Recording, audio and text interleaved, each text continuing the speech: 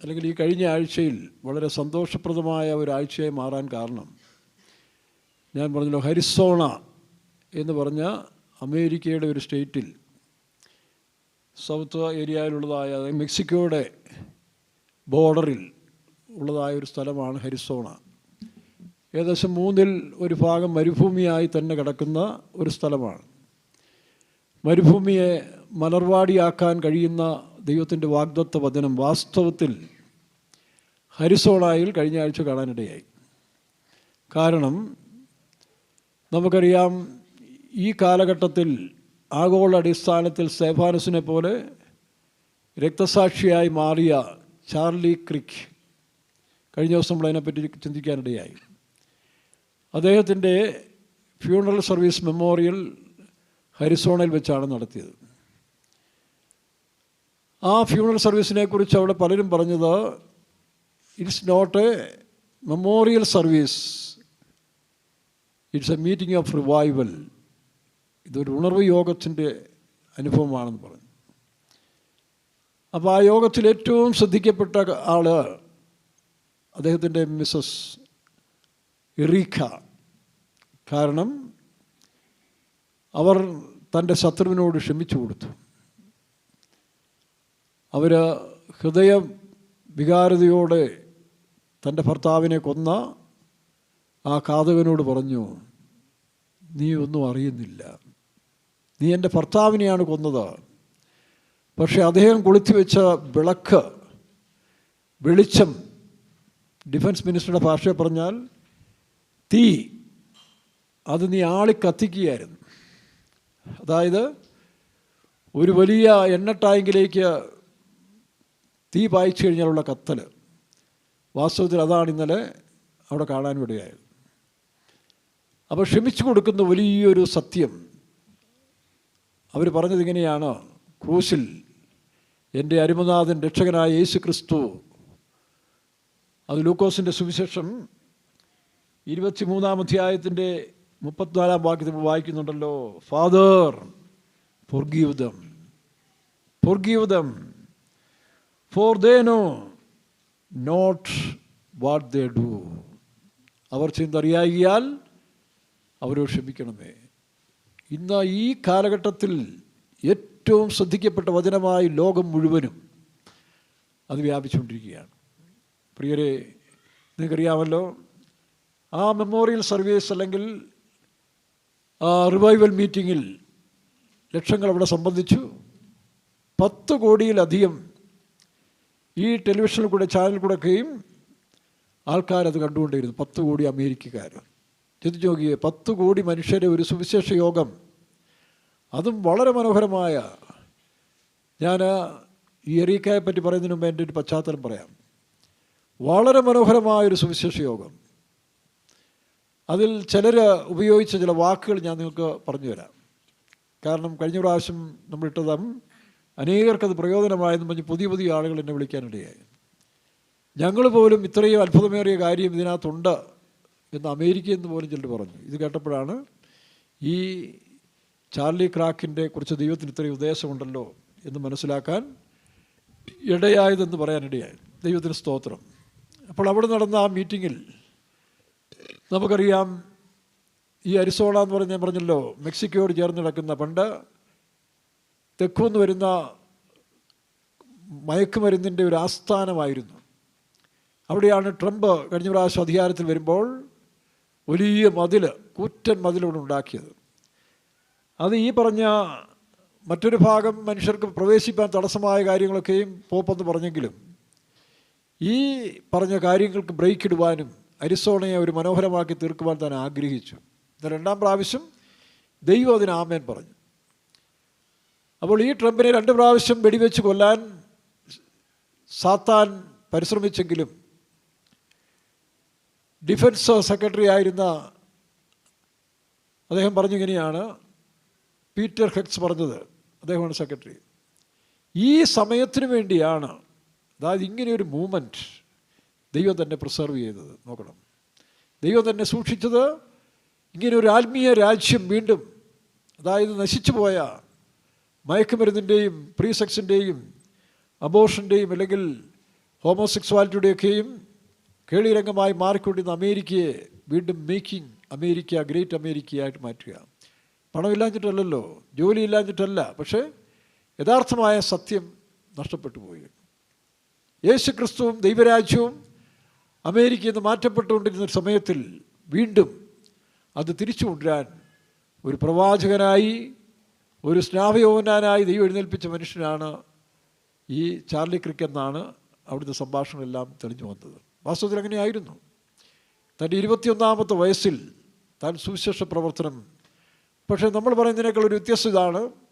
താൻ പറഞ്ഞത് ഈ സുവിശേഷം 3 കാര്യങ്ങൾക്ക് പ്രാധാന്യം കൊടുക്കണം. ജീസസ് ക്രൈസ്റ്റ്, ഒന്ന് പേഴ്സണൽ ലൈഫ്. ഒരു പേഴ്സണൽ ലൈഫിനെ ഡെവലപ്പ് ചെയ്യണമെങ്കിൽ അതിന് ഫെയ്ത്ത് ആവശ്യം. ഹാവ് ഫെയ്ത്ത് ഇൻ ഗോഡ്, അങ്ങനൊരു വാക്യമുണ്ട് മർക്കോസിൻ്റെ സുവിശേഷത്തിൽ. ഹാവ് ഫെയ്ത്ത് ഇൻ ഗോഡ്, ദൈവത്തിൽ വിശ്വാസമായിരിപ്പിൻ. ഏതെങ്കിലും കാര്യങ്ങൾ വിശ്വസിച്ചാൽ അതെല്ലാം അവസാനം മരീചികയായി പോകും. നമുക്കറിയാം, മതം പഠിപ്പിക്കുന്ന പല കാര്യങ്ങളും മനുഷ്യൻ പഠിച്ചത് പരിഹസിച്ച് വിടുകയാണ് ചെയ്തത്. ക്രിസ്തീയ മതത്തിൽ പോലും പരിഹാസമായി തീർന്ന കാര്യങ്ങൾ നമുക്ക് കാണാൻ കഴിയുന്നുണ്ട്. പക്ഷേ ജീസസ് കാലാകാലങ്ങളെ ജയിച്ചുകൊണ്ട് അവനിന്നും രാജാതിരാജാവും കർത്താവും ലോർഡ് ഓഫ് ദി ലോർഡായിട്ട് ഇന്നും നിൽക്കുകയാണ്. അപ്പോൾ ആ യേശു ക്രിസ്തുവിൽ കൂടി മാത്രമേ നവോത്ഥാനവും നവീകരണവും ഉണ്ടാകും. അവരാണ് കാരണഭൂതൻ. അതാണ് ആ സത്യമാണ് ഇപ്പോൾ വെളിപ്പെടുത്തിക്കൊണ്ടിരിക്കുന്നത്. അപ്പോൾ ഈ പറഞ്ഞ മെമ്മോറിയൽ സർവീസിൽ ആദ്യമായിട്ട് ട്രംപിൻ്റെ വാക്കിതാണ്, മഹാനായ ചാർലി. മഹാനായ ചാർലിയായി മാറിയത് എങ്ങനെയാണ്? ഇല്ലിനോയ്സിലെ ചിക്കാഗോയിൽ ഒരു സാധാരണ കുടുംബത്തിൽ ജനിച്ചു വളർന്നൊരു പയ്യൻ മഹാനായി മാറി. എങ്ങനെ? യേശുവിനെ രക്ഷിതാവായി സ്വീകരിച്ചപ്പോൾ, പേഴ്സണൽ സേവിയറായിട്ട് ജീവിച്ചപ്പോൾ. അപ്പോൾ ആ യേശു ക്രിസ്തു തൻ്റെ ജീവിതത്തിൽ വ്യാപിക്കാൻ തുടങ്ങി, അല്ലെങ്കിൽ പ്രവർത്തിക്കാൻ തുടങ്ങി. താൻ യേശുവിനെ സാക്ഷിച്ചു. അപ്പോൾ തൻ്റെ പോളിസി ഇതായിരുന്നു, 3 F. 3 ഇംഗ്ലീഷ് ഭാഷയിലെ F ആണ് താൻ ഉപയോഗിച്ചത്. ഒന്ന് ഫെയ്ത്ത്, ഇൻഡിവിജ്വൽ ക്വാളിറ്റിയിൽ നമ്മളൊരു സ്പിരിച്വലായി മാറണം.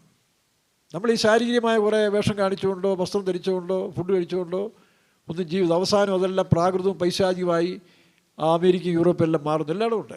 ഇന്നിപ്പോൾ നമ്മുടെ നാടും എല്ലാം അതുപോലെ ആയിക്കൊണ്ടിരിക്കുകയാണ്. അതാണ് സാത്താൻ്റെ പ്രവൃത്തി. അതിനൊരു അധികാരികളെയോ മറ്റൊരാൾ വിമർശിച്ചിട്ട് കാര്യമില്ല. ഒരു അധികാരം മാറി മാറ്റം ഇവിടെ വന്നാലും വ്യവസ്ഥിതി മാറത്തില്ല. വ്യക്തികൾ മാറിയാലും വ്യവസ്ഥിതി മാറണമെങ്കിൽ അതിൻ്റെ പിന്നിൽ പ്രവർത്തിക്കുന്ന സ്പിരിറ്റുകൾ മാറിക്കൊണ്ടിരിക്കണം. ഈ ലോകത്തിൽ ആഞ്ഞടിച്ചുകൊണ്ടിരിക്കുന്ന സ്പിരിറ്റുകളാണ്, അല്ലെങ്കിൽ ആത്മാവ്. ദാനിയേലിൻ്റെ പുസ്തകം നമ്മൾ വായിക്കുമ്പോൾ ആകാശത്തിൽ 4 കാറ്റുകൾ സമുദ്രത്തിന് നേരെ അടിക്കുന്നത് കണ്ടു. അപ്പോൾ 4 മൃഗങ്ങൾ, 4 സാമ്രാജ്യങ്ങൾ ഉരുവായി വരുന്നു. അപ്പോൾ ഓരോ കാലഘട്ടങ്ങളിലും ഈ പറഞ്ഞ കാര്യങ്ങളെ നശിപ്പിക്കുന്ന സ്പിരിറ്റുകൾ ലോകത്തിൽ സാത്താൻ അപ്ലൈ ചെയ്തുകൊണ്ടിരിക്കും. 70-ൻ്റെ ആരംഭ സമയങ്ങളിൽ നമുക്കറിയാം, ഹിപ്പീസ് എന്ന് പറഞ്ഞൊരു കാര്യം ഉണ്ടായിരുന്നു. ഞാനും ആ കാലത്തിലൊക്കെ മുടിയൊക്കെ വളർത്തി ചെറിയൊരു ഹിപ്പിയൊക്കെ ആയിട്ട് നടത്താൻ ആഗ്രഹിച്ചതാണ്. അപ്പോൾ അത് അമേരിക്കയാണ് ഏറ്റവും ആദ്യം ഏറ്റുകൊള്ളുന്നത്. ഏത് കാര്യങ്ങളും അമേരിക്കയിൽ വളരെ ഫ്രീഡം ഉള്ളതുകൊണ്ട് അവരേറ്റുകൊള്ളും. അങ്ങനെ ഹിപ്പീസത്തിൻ്റെ ഒരു നാടായി മാറി അതിൽ നിന്ന് കൺവേർട്ട് ചെയ്താണ് ഈ പറഞ്ഞ മയക്കുമരുന്ന് ഇന്നത്തെ കാണുന്നതായ ഈ സ്വാതന്ത്ര്യ ലൈഫ്. ഇതൊരു സ്വാതന്ത്ര്യമാണെന്ന് പലപ്പോഴും ചിന്തിക്കാം. കഴിഞ്ഞ ദിവസം ഒരു സ്കൂൾ ക്യാമ്പസിൽ പല ക്യാമ്പസ് തോറും കയറി ഇറങ്ങിയ ഒരു അധ്യാപകരും ചിലരും ചേർന്ന് അവർ നടത്തിയതിൽ ഇന്നൊരു 60% ആളുകളും ഇൻഡിപെൻഡൻ്റായിട്ട് ജീവിക്കാൻ ആഗ്രഹിക്കുകയാണ്. കല്യാണം വേണ്ട, അതൊരു അടിമത്തരമാണ്. കല്യാണത്തിൻ്റെ ആവശ്യമില്ല, സ്വതന്ത്രമായി ജീവിക്കണം. പിന്നീട് അങ്ങനെ കല്യാണം കഴിക്കാതെ തന്നെ ലിവിങ് ടുഗദറായിട്ട് ആവശ്യമുള്ള താല്പര്യമുള്ളവരോട് കുറച്ചാൾ ജീവിക്കുക, ഇല്ലെങ്കിൽ വിട്ടിട്ട് പോവുക. പക്ഷേ അങ്ങനെയൊക്കെ ആ അധാർമികമായ ജീവിതം ചെയ്ത് മുന്നോട്ട് പോയപ്പോഴാണ് എയ്ഡ്സ് എന്ന് പറയുന്ന മാരകമായ രോഗം വെസ്റ്റിലേക്ക് വ്യാപിക്കാൻ തുടങ്ങിയത്. അപ്പോൾ ഏതൊരു ആക്ഷനും ഒരു റിയാക്ഷൻസ് ഉണ്ട്. വ്യവസ്ഥയില്ലാത്ത ഏതൊരു ജീവിതവും, ഡിസിപ്ലിൻ ഇല്ലാത്ത ജീവിതം, കണ്ടീഷൻ ഇല്ലാത്ത ജീവിതത്തിനെല്ലാം തിരിച്ചൊരു റിയാക്ഷൻസ് ഉണ്ടാകും. അതാണ് റോമാലേഖനം 1-ാം അധ്യായത്തിൽ പറയുന്ന പെനാലിറ്റി. അവരുടെ വിഭ്രമത്തിന് യോഗ്യമായ ശിക്ഷ അവിടെ തന്നെ കിട്ടും. അതിന് ദൈവമൊന്നും അനങ്ങണമെന്നില്ല. ഏതൊരു പ്രവൃത്തി നമ്മളൊരു കാര്യം ബുദ്ധിയില്ലാതെ ചെയ്താൽ അതിന് റിയാക്ഷൻസ് എന്താ? കടഭാരവും കയറി അവസാനം ആത്മഹത്യ ചെയ്തില്ലേ? അതിന് വേറെ ആരും കുറ്റം പറഞ്ഞിട്ട് കാര്യമില്ലല്ലോ. അപ്പോൾ ഇതുപോലെ ഈ ഒരു യൗവനകാലത്തിൽ ഇതൊക്കെ സ്വാതന്ത്ര്യമാണെന്ന് മനുഷ്യർക്ക് തോന്നും. ദൈവം വെച്ചിരിക്കുന്ന വ്യവസ്ഥകളെ താണ്ടി ജീവിക്കുമ്പോൾ സ്വാതന്ത്ര്യം പോലെ തോന്നാം. പക്ഷെ അവസാനം ആത്മാവിൻ്റെ ഒരു നിർവൃതി വേണ്ടേ? കഴിഞ്ഞ ദിവസം ഒരാൾ ചോദിച്ചു, ഈ ആത്മാവും ശരീരവും ജീവനും എന്താ? ശരീരം നമുക്കറിയാം ഇത് തന്നെ. ആ ശരീരം എന്നൊരു കൂടാണ്. അതിൽ വസിക്കുന്ന രണ്ട് കാര്യങ്ങളൊന്ന് സോൾ. ആ സോളിനെ നമുക്ക് ജീവനായിട്ട് പറയാം. നമുക്ക് ലാസറിൻ്റെ കുടുംബത്തെ നോക്കിയാൽ മാർത്ത, മറിയ, ലാസർ. അപ്പോൾ മാർത്ത എന്ന് പറയുന്നത് ആക്റ്റീവ് മെമ്പറാണ്, എപ്പോഴും ആക്റ്റീവാണ്. അവൾക്ക് ആത്മീയ കാര്യത്തെക്കുറിച്ചുള്ള കാര്യങ്ങളില്ല, ഭൗമിക കാര്യങ്ങളെക്കുറിച്ച്. അപ്പോൾ ശരീരം ആക്ട് ചെയ്യുന്നത് മാർത്ത. പക്ഷേ മറിയ എപ്പോഴും ദൈവസന്നിധിയിൽ, യേശുവിൻ്റെ സന്നിധിയിൽ നിന്നുള്ള വചനം പഠിച്ചുകൊണ്ടിരുന്നു.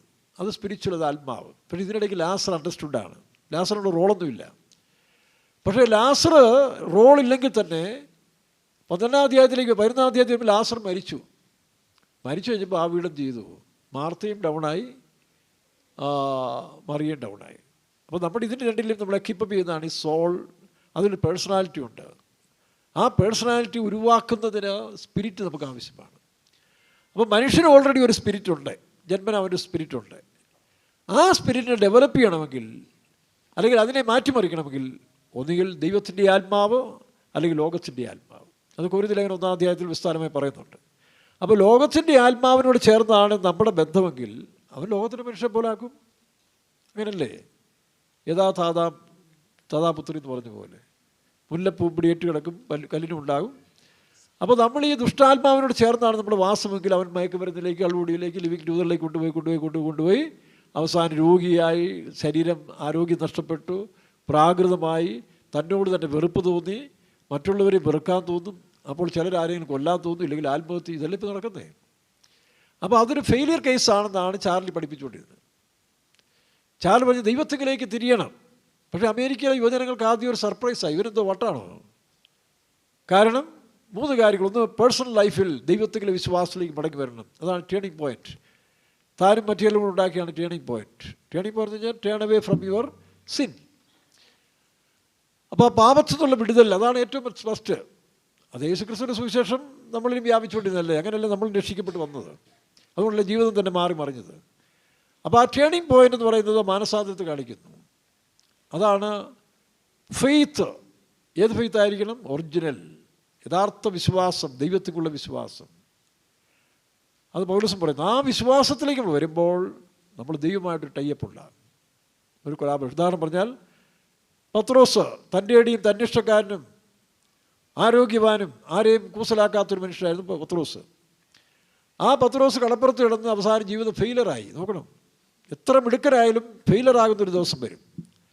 ഒരു കാര്യം ഈ ശബ്ദം കേൾക്കുന്ന നിങ്ങൾ വിചാരിച്ചോണം, നിങ്ങൾക്ക് എന്തെങ്കിലും ഒരു ഫെയിലിയേഴ്സ് വരുമ്പോൾ, ആ തോൽവിയുടെ സമയത്ത് വരുമ്പോൾ എന്ത് ചെയ്തോണം? നിങ്ങൾക്ക് ആശ്രയിപ്പാൻ ഒരാളുണ്ട്, അല്ലെ നിങ്ങളെ സഹായിപ്പാൻ ഒരാളുണ്ടെന്നുള്ളൊരു അറിവ് ഉണ്ടാകണമെങ്കിൽ അതാ പറയണ്ടേ. ഇപ്പം നല്ലൊരു ഡോക്ടറിൻ്റെ അടുത്തുണ്ട്, വെല്ലൂരിലെ ഒരു കാർഡിയോളജി സ്പെഷ്യലിസ്റ്റ് ചെറിയാൻ സാറുണ്ട് എന്ന് പറയുമ്പോൾ അതിനെ ഇൻട്രൊഡ്യൂസ് ചെയ്യാൻ ഒരാൾ വേണ്ടേ? ഒന്നും വേണ്ടല്ലോ. 1-ാം മൈലിലെ മീൻകടയിലെ നല്ല ഫ്രഷ് മത്തി വന്നിട്ടുണ്ടെന്ന് പറഞ്ഞാൽ, ഏതാ ഇപ്പം പിടിച്ച മത്തി, ഐസിലാതെ മത്തി എന്ന് പറഞ്ഞാൽ എല്ലാവരും ചെല്ലും, കാരണം അത് കിട്ടാൻ പ്രയാസമാണ്. അപ്പോൾ ഇതിനെ അറിയിക്കുന്നതാണ് സുവിശേഷം എന്ന് പറയുന്നത്. ആ സുവിശേഷം എന്ന് പറയുന്നത് ഒരു കടമ കൂടിയാണ്. പണ്ട് ഞാൻ കേട്ടിട്ടുണ്ട്, ഒരു വെറ്ററിനറി ഡോക്ടർ താനിങ്ങനെ രാവിലെ ജോക്കിങ്ങിന് പോകുന്ന സമയത്ത് നോക്കുമ്പോൾ ഒരു പട്ടി, ഒരു നായ, അതിൻ്റെ കാലെല്ലാം വ്രണം വെച്ച് പുഴു കയറി ഇങ്ങനെ അസ്വസ്ഥമായിട്ട് കിടക്കുകയാണ്. അപ്പോൾ ഇതേ വെറ്ററിനറി ഡോക്ടറാണെന്ന് പറയുന്നില്ല. ഈ നായ പോകുന്നവരെല്ലാം ഇങ്ങനെ നോക്കുന്നുണ്ട്, ഹെൽപ്പിന് വേണ്ടി, സഹായിക്കാൻ വേണ്ടി നോക്കുന്നുണ്ട്. പക്ഷേ ഈ വെറ്ററിനറി ഡോക്ടർ ആയതുകൊണ്ട് തനിക്കറിയാം, താൻ ഈ നായ എടുത്തുകൊണ്ട് പോയി തൻ്റെ ഹോസ്പിറ്റലിൽ കൊണ്ടുപോയി ശുശ്രൂഷിച്ച് അത് കെട്ടിക്കഴുകി റെഡിയാക്കി ആ നായ എന്ത് ചെയ്തു? അതിനെ വിട്ടു. അപ്പോൾ നായ അവിടെ പരിചയമായില്ലേ? ഈ നായ പോയി ഒരാഴ്ച കഴിഞ്ഞപ്പോൾ രാവിലെ വെളുപ്പാക്കാലത്ത് ഈ നായ ഈ ഡോക്ടറുടെ കഥയൊക്കെ മാന്തുക. അപ്പോൾ ഡോക്ടർ പറഞ്ഞപ്പം ഈ നായ ചേട്ടാ ഇവൻ ശല്യമായല്ലോ എന്ന്. എന്നാണ് ഡോക്ടറിൻ്റെ ഈ ട്രൗസറല്ല പാൻറ്റിൻ്റെ അടുത്ത് കടിച്ച് പോവുക. അപ്പോൾ ഡോക്ടർക്ക് എന്തിനാണ് ഇവന് ചെയ്യുന്നത്? നോക്കുമ്പോൾ തൻ്റെ ഗേറ്റിൻ്റെ അപ്പുറത്ത് ഇതുപോലെ അവശയായി കിടക്കുന്ന ഒരു നായം കൊണ്ട് വന്നിരിക്കുകയാണ്. നോക്കണം, നായയുടെ അറിവ് നോക്കിയേ. ഈ ഡോക്ടറാണ് എന്നെ രക്ഷിച്ചത്, എന്നെ സഹായിച്ചപ്പോൾ വീണ്ടും യഥാസ്ഥാനപ്പെടുത്തി എന്നുള്ള അറിവ് ഒരു നായ്ക്ക് കിട്ടിയപ്പോൾ, തൻ്റെ ഒരു നായ കഷ്ടപ്പെടുന്നു കണ്ടപ്പോൾ അവനെ ഈ ഡോക്ടറിലേക്ക് കൊണ്ടു. ആ ഡോക്ടർ കണ്ണ് നിറഞ്ഞു പോയി.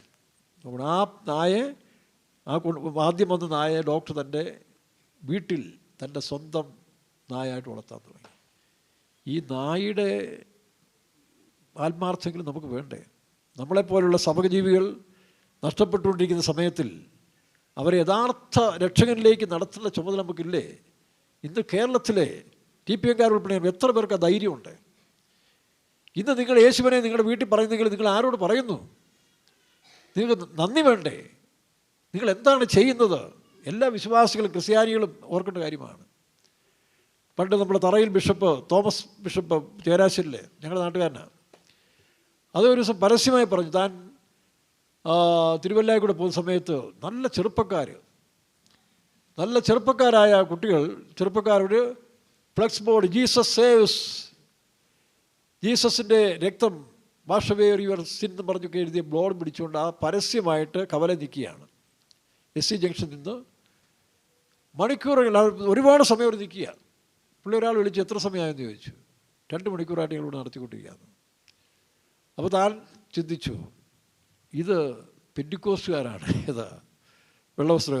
ഇപ്പോൾ പുള്ളി തൻ്റെ സമൂഹത്തിൽപ്പെട്ട പ്രസംഗത്തിൽ കാത്തലിക്സിനോട് പറഞ്ഞാണ്, എനിക്കൊരു കാര്യം മനസ്സിലായി, ഇതിലൊരൊറ്റ കത്തോലിക്കും കാണത്തില്ല അന്നത്തെ കാര്യമാണ്.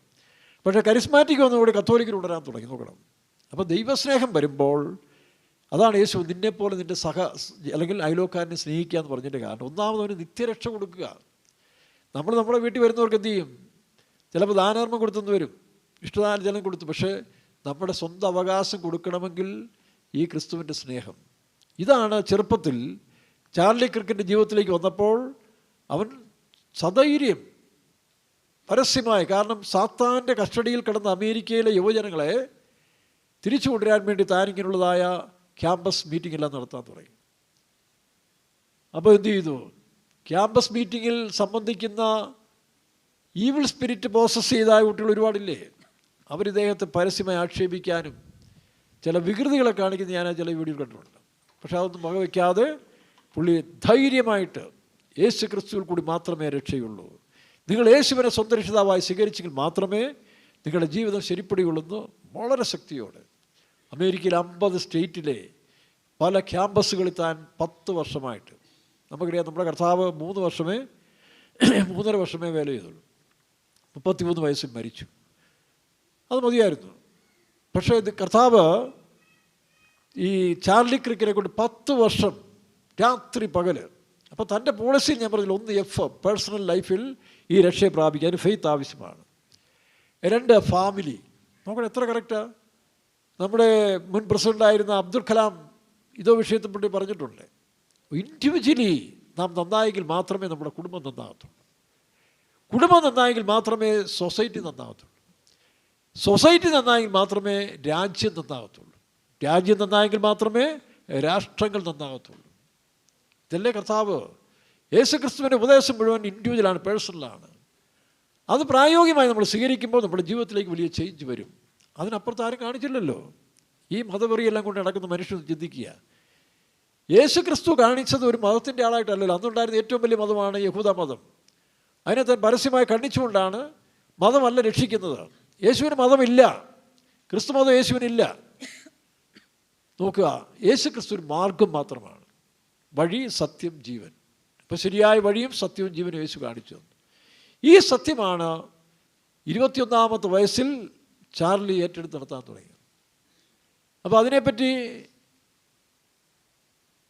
അമേരിക്കയിലെ മുൻ പ്രസിഡൻ്റായിരുന്ന 62-ൽ വെടിയേറ്റ് വന്ന JF കെന്നഡി, അദ്ദേഹത്തിൻ്റെ മകൻ റോബർട്ട് കെന്നഡി ഇന്ന് ട്രംപിൻ്റെ മിനിസ്ട്രിയിലെ ഹെൽത്ത് സെക്രട്ടറിയാണ്.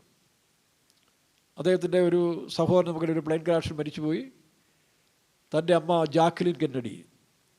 അപ്പോൾ അദ്ദേഹം യേശുവിനെ പറ്റി സാക്ഷിക്കല്ല, യേശുവിനെ പറ്റിയും ചാർലിയെ പറ്റിയും സാക്ഷി ഞാൻ പിന്നീട് പറയാം. അപ്പോൾ അങ്ങനെ നോക്കണം, ഈ സത്യങ്ങൾ ധൈര്യമായിട്ട് മുന്നോട്ട് പറഞ്ഞുകൊണ്ടേയിരുന്നു. അതുകൊണ്ട് എന്ത് ചെയ്തു? ആയിരങ്ങൾ നോക്കണം ചെറുപ്പക്കാരോട് പറഞ്ഞു, നിങ്ങളിങ്ങനെ അവസാനിപ്പിക്കുക, ഇതുകൊണ്ട് നിങ്ങൾക്ക് യാതൊരു ഗുണമില്ല, മടുത്തില്ലേ? കഞ്ചാവ് വലിച്ചിട്ട് ഗുണമുണ്ടോ? കള്ളു കുടിച്ചിട്ട് ഗുണമുണ്ടോ? പാപം ചെയ്ത് ലിവിങ് ടുഗദർ പല സ്ത്രീകളോടും പല ആണുങ്ങളോടും ജീവിച്ച് മഹാരോഗങ്ങൾ കയറി പിടിക്കുകയല്ലേ? ഇതാണോ ലൈഫ്? യഥാർത്ഥ ലൈഫിലേക്ക് നിങ്ങൾ തിരിച്ചു വരണം എന്ന് ധൈര്യത്തോടെ പ്രസംഗിച്ചപ്പോൾ ആയിരക്കണക്കിന് പതിനായിരങ്ങൾ മുന്നോട്ട് വന്നു. അതുകൊണ്ട് തന്നെ ലക്ഷങ്ങൾ തൻ്റെ ഫ്യൂണറൽ സർവീസിന് പങ്കെടുക്കാനിടയായത്. അപ്പോൾ അവിടെ വെച്ച് അവർ പ്രതിജ്ഞ ചെയ്തു. എന്താ, ഞങ്ങൾ ചാർലിക്ക് പകരം ഞങ്ങൾ മുന്നോട്ടിറങ്ങും.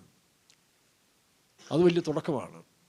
ആ ഭാഗം നിങ്ങൾ ശ്രദ്ധിക്കണം. ആ ഫ്യൂണറൽ സർവീസിൻ്റെ ഇംഗ്ലീഷാണെങ്കിലും ഇംഗ്ലീഷ് അറിയാവുന്ന പിള്ളേരുണ്ടല്ലോ, അവരെ കൊണ്ട് കേട്ടത് മനസ്സിലാക്കിയെടുക്കണം. വളരെ മനോഹരമായ ഒരു കൺവെൻഷനാണ്.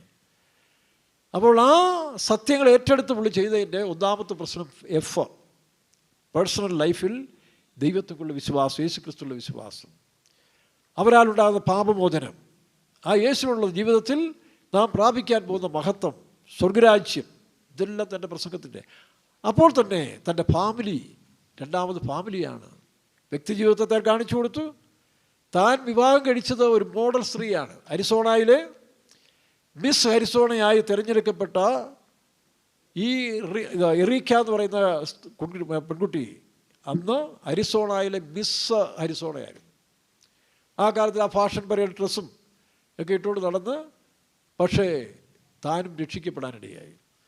ഈ ചാർലി ക്രിക്കിനെ വിവാഹം ചെയ്ത് തൻ്റെ മിനിസ്ട്രിയുടെ ഭാഗമായിട്ട് താൻ മാറാനിടയായി. നോക്കണം, അങ്ങനെ ഫാമിലിയിൽ ആ സ്ത്രീയുടെ സാക്ഷി കേട്ടില്ലേ, എന്നെയും എൻ്റെ കുഞ്ഞുങ്ങളെയും താൻ വളരെ സ്നേഹിച്ചിരുന്നു. പക്ഷെ അതിനേക്കാൾ കവിഞ്ഞ് ക്രിസ്തുവിനെ സ്നേഹിച്ചിരുന്നു. താൻ പറയുമായിരുന്നു, എൻ്റെ ദൗത്യം കുറച്ചേ ഉള്ളൂ, കുറേ സമയങ്ങൾ മാത്രമേ എനിക്ക് ഭൂമിയിലുള്ള, പക്ഷെ ഞാൻ പോകുന്നതിന് മുമ്പ് എന്നെപ്പോലെ ഒരു ആയിരങ്ങളെ ഞാൻ ഉരുവാക്കിയിട്ടേ പോകത്തുള്ളൂ. താൻ അത് വർത്തിച്ചു. അതുകൊണ്ടാണ് തൻ്റെ മരണത്തിന് ശേഷം പതിനായിരങ്ങൾ മുന്നോട്ട് വന്നുകൊണ്ടിരിക്കുന്നത്. അത് അമേരിക്കയുടെ ചരിത്രത്തിൽ ഏറ്റവും വലിയ വിജയമായി മാറാൻ പോവുകയാണ്. അമേരിക്കയിൽ എന്ത് നടന്നാലും ലോകം ശ്രദ്ധിക്കും.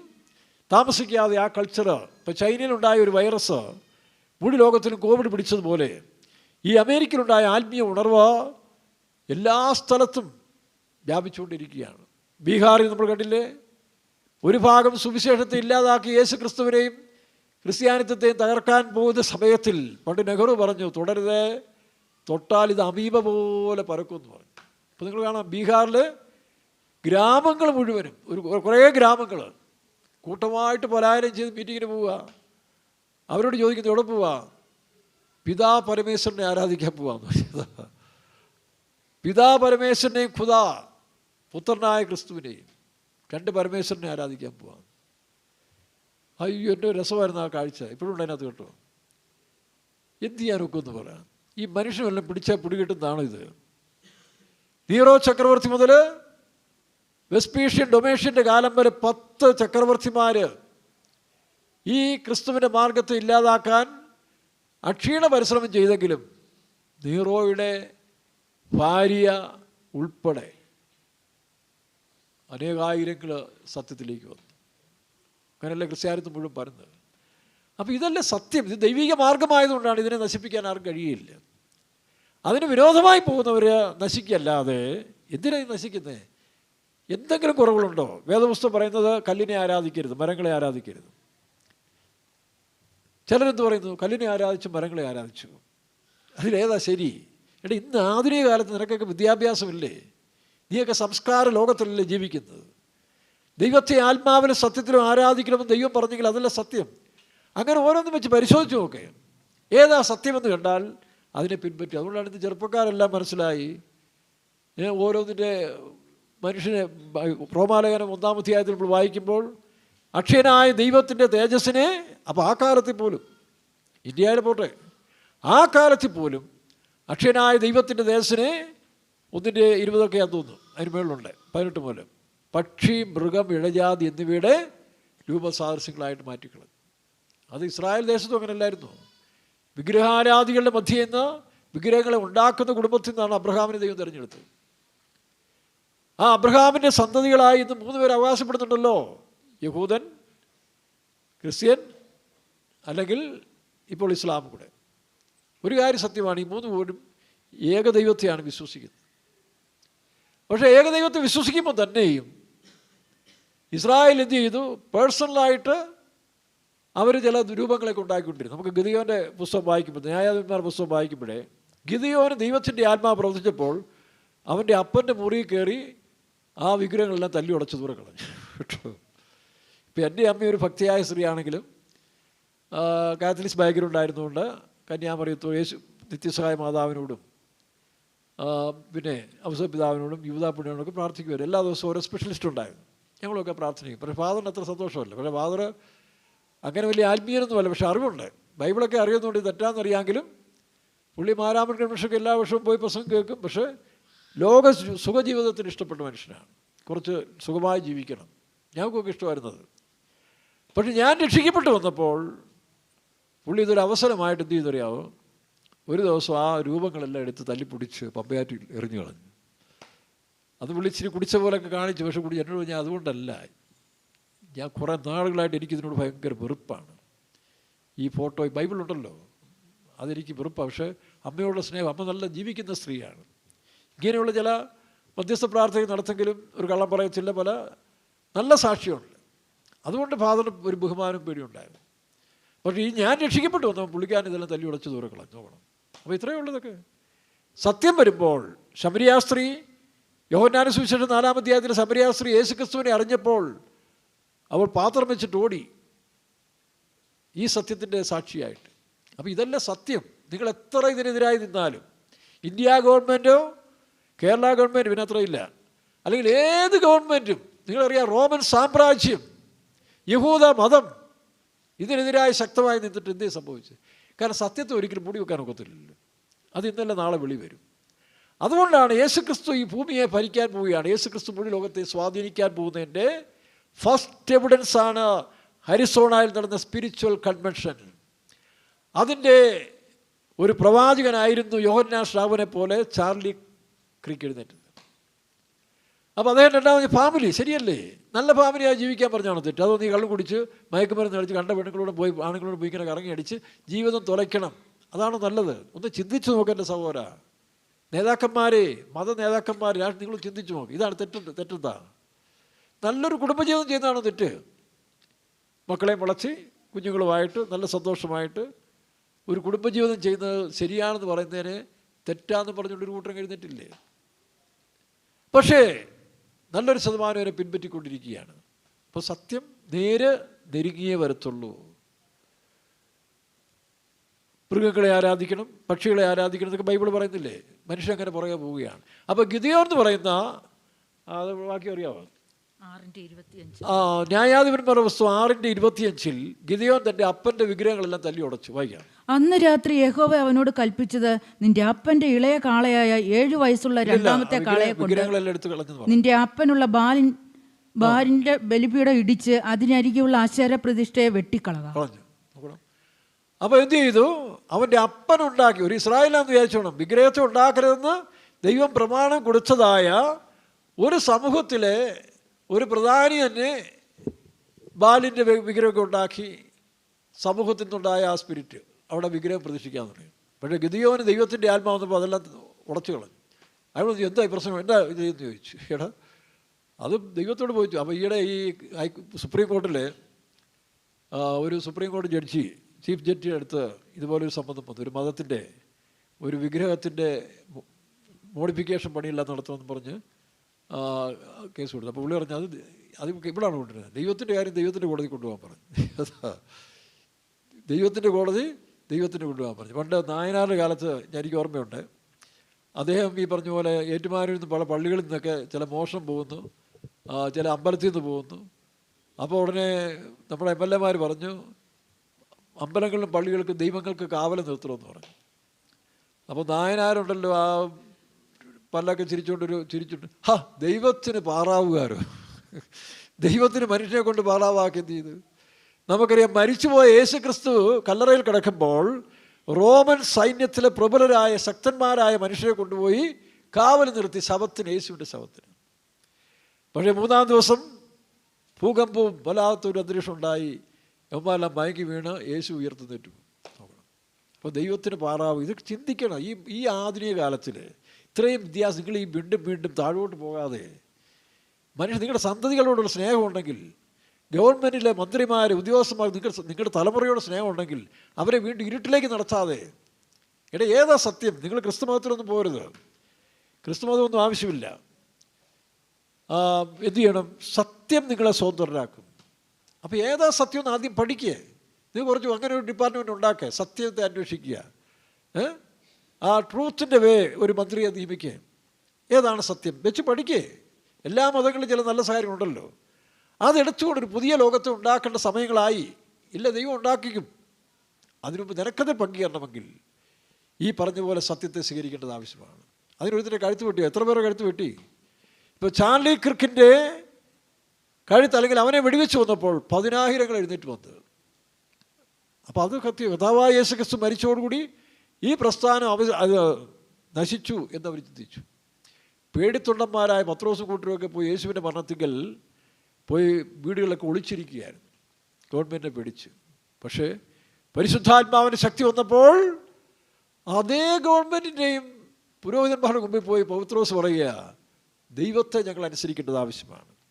അപ്പോസ്തലർ 4-ാം അധ്യായത്തിലൊക്കെ ഉണ്ടത്. അപ്പോൾ അതല്ലേ, അപ്പോൾ ആ ശക്തിയുടെ മുമ്പിൽ ലോകത്തിലൊരു മനുഷ്യർക്ക് നിൽക്കാനൊക്കത്ത്. പിന്നെ ഗുസ്തി. അപ്പോൾ ഇവരല്ല. അപ്പോൾ ഈ മനുഷ്യരോ അധികാരികളോ മനഃപൂർവ്വം, ഈ പിശാച് സാത്താൻ അവർ ഇൻസ്പയർ ചെയ്തിട്ടാണ് യേശുക്രിസ്തുവിൻ്റെ നാമം ഇല്ലാതാക്കാൻ വേണ്ടി അവർ ശ്രമിക്കും. പക്ഷെ നടക്കില്ല. പക്ഷെ അവൻ അനുവദിച്ചിരിക്കുന്നു. സാത്താൻ തന്നെ ചോദിച്ചില്ലേ, സമയത്തിന് മുമ്പ് ഞങ്ങളെ ദണ്ഡിപ്പിക്കാൻ വന്നിരിക്കുന്നു. അവനറിയാം ഇനി അല്പസമയമേ ഉള്ളൂ, അതുകൊണ്ട് മുഴുവൻ ശക്തിയോടെ ക്ലൈമാക്സിലേക്ക് പോകുന്ന സമയമാണ്. അത് മാറാൻ പോവുകയാണ്. ലോകം 1000 വർഷ ഭരണത്തിന് വേണ്ടി ഒരുങ്ങുന്നത് എങ്ങനെയാ? പെട്ടെന്ന് യേശു വന്നുകൊണ്ട് ഭരിക്കുകയല്ലേ ഇന്ന്. പെട്ടെന്ന് യേശു വന്ന് യെരുശലേമിൽ ഇരുന്നുകൊണ്ട് ഭരണം തുടങ്ങുന്നുള്ളല്ല, അതിപ്പോഴേ തുടങ്ങിക്കഴിഞ്ഞു. അതിൻ്റെ ഒരു പ്രീ ഡിഗ്രി എന്ന് പറയുന്ന പോലെ, ഡിഗ്രിക്ക് മുമ്പേ പ്രീ ഡിഗ്രി എന്ന് പറഞ്ഞ പോലെ അതിൻ്റെ ആരംഭം ആരംഭിച്ചു. അത് ചാർലി ക്രിക്കുമാരെ പല സ്ഥലങ്ങളിൽ ദൈവം എഴുന്നേൽപ്പിച്ചുകൊണ്ടിരിക്കുകയാണ്. അത് വളരെ വേഗത്തിൽ സ്പ്രെഡായിക്കൊണ്ട്, അതുകൊണ്ടാണ് ഹരിസോണായി നടന്നത്. അപ്പം പേഴ്സണൽ ലൈഫ് നന്നാവണമെന്ന് പറയുന്നത് തെറ്റാണോ? ഒരെഫ് കേട്ടോ, നോട്ട് ചെയ്തു, ഒരെഫ്. 2, നിങ്ങളുടെ ഫാമിലി നന്നായി പോകണമെന്നുള്ളത് സത്യമല്ലേ? ഭർത്താവ് കുടിച്ച് മറിഞ്ഞു വഴിയുക, വീട്ടിൽ വരും പിള്ളേർ കരഞ്ഞുകൊണ്ടിരിക്കുക, ഭാര്യ ദുർമാർഗിയായി പോവുക, വ്യവസ്ഥയില്ലാതെ മറ്റുള്ളവരുടെ കൂടെ സംബന്ധം കൂടുക, അങ്ങനെയൊക്കെ പല സംഭവം ഇല്ല ഇപ്പം. അങ്ങനെ ബ്രോക്കൺ ഫാമിലി ആയിട്ട് പോയാൽ ആ കുട്ടികളുടെ ഗതി എന്താകും? അപ്പോൾ നന്നായി ഒരു ഫാമിലി ജീവിതം ചെയ്യണമെന്ന് പറയുന്നതാണ് തെറ്റ്. അതല്ലേ യേശു കാണിച്ചെന്ന മാതൃക, അതല്ലേ ക്രിക്കും അവിടെ പൊട്ടിച്ചു വിട്ടത്. അപ്പോൾ ഫാമിലി ഒന്ന്, പേഴ്സണൽ ഇൻഡിവിജ്വൽ ക്വാളിറ്റി. 2ാമത് ഫാമിലി ഡെവലപ്മെൻറ്റ്സ്. 3ാമത് ഫ്രീഡം. ആ ഫ്രീഡം എന്നുള്ള വാക്കിൽ ഫെയർ ലാൻഡ് എന്നുകൂടുണ്ട്. ഒരു മനോഹര ദേശം നോക്കണം.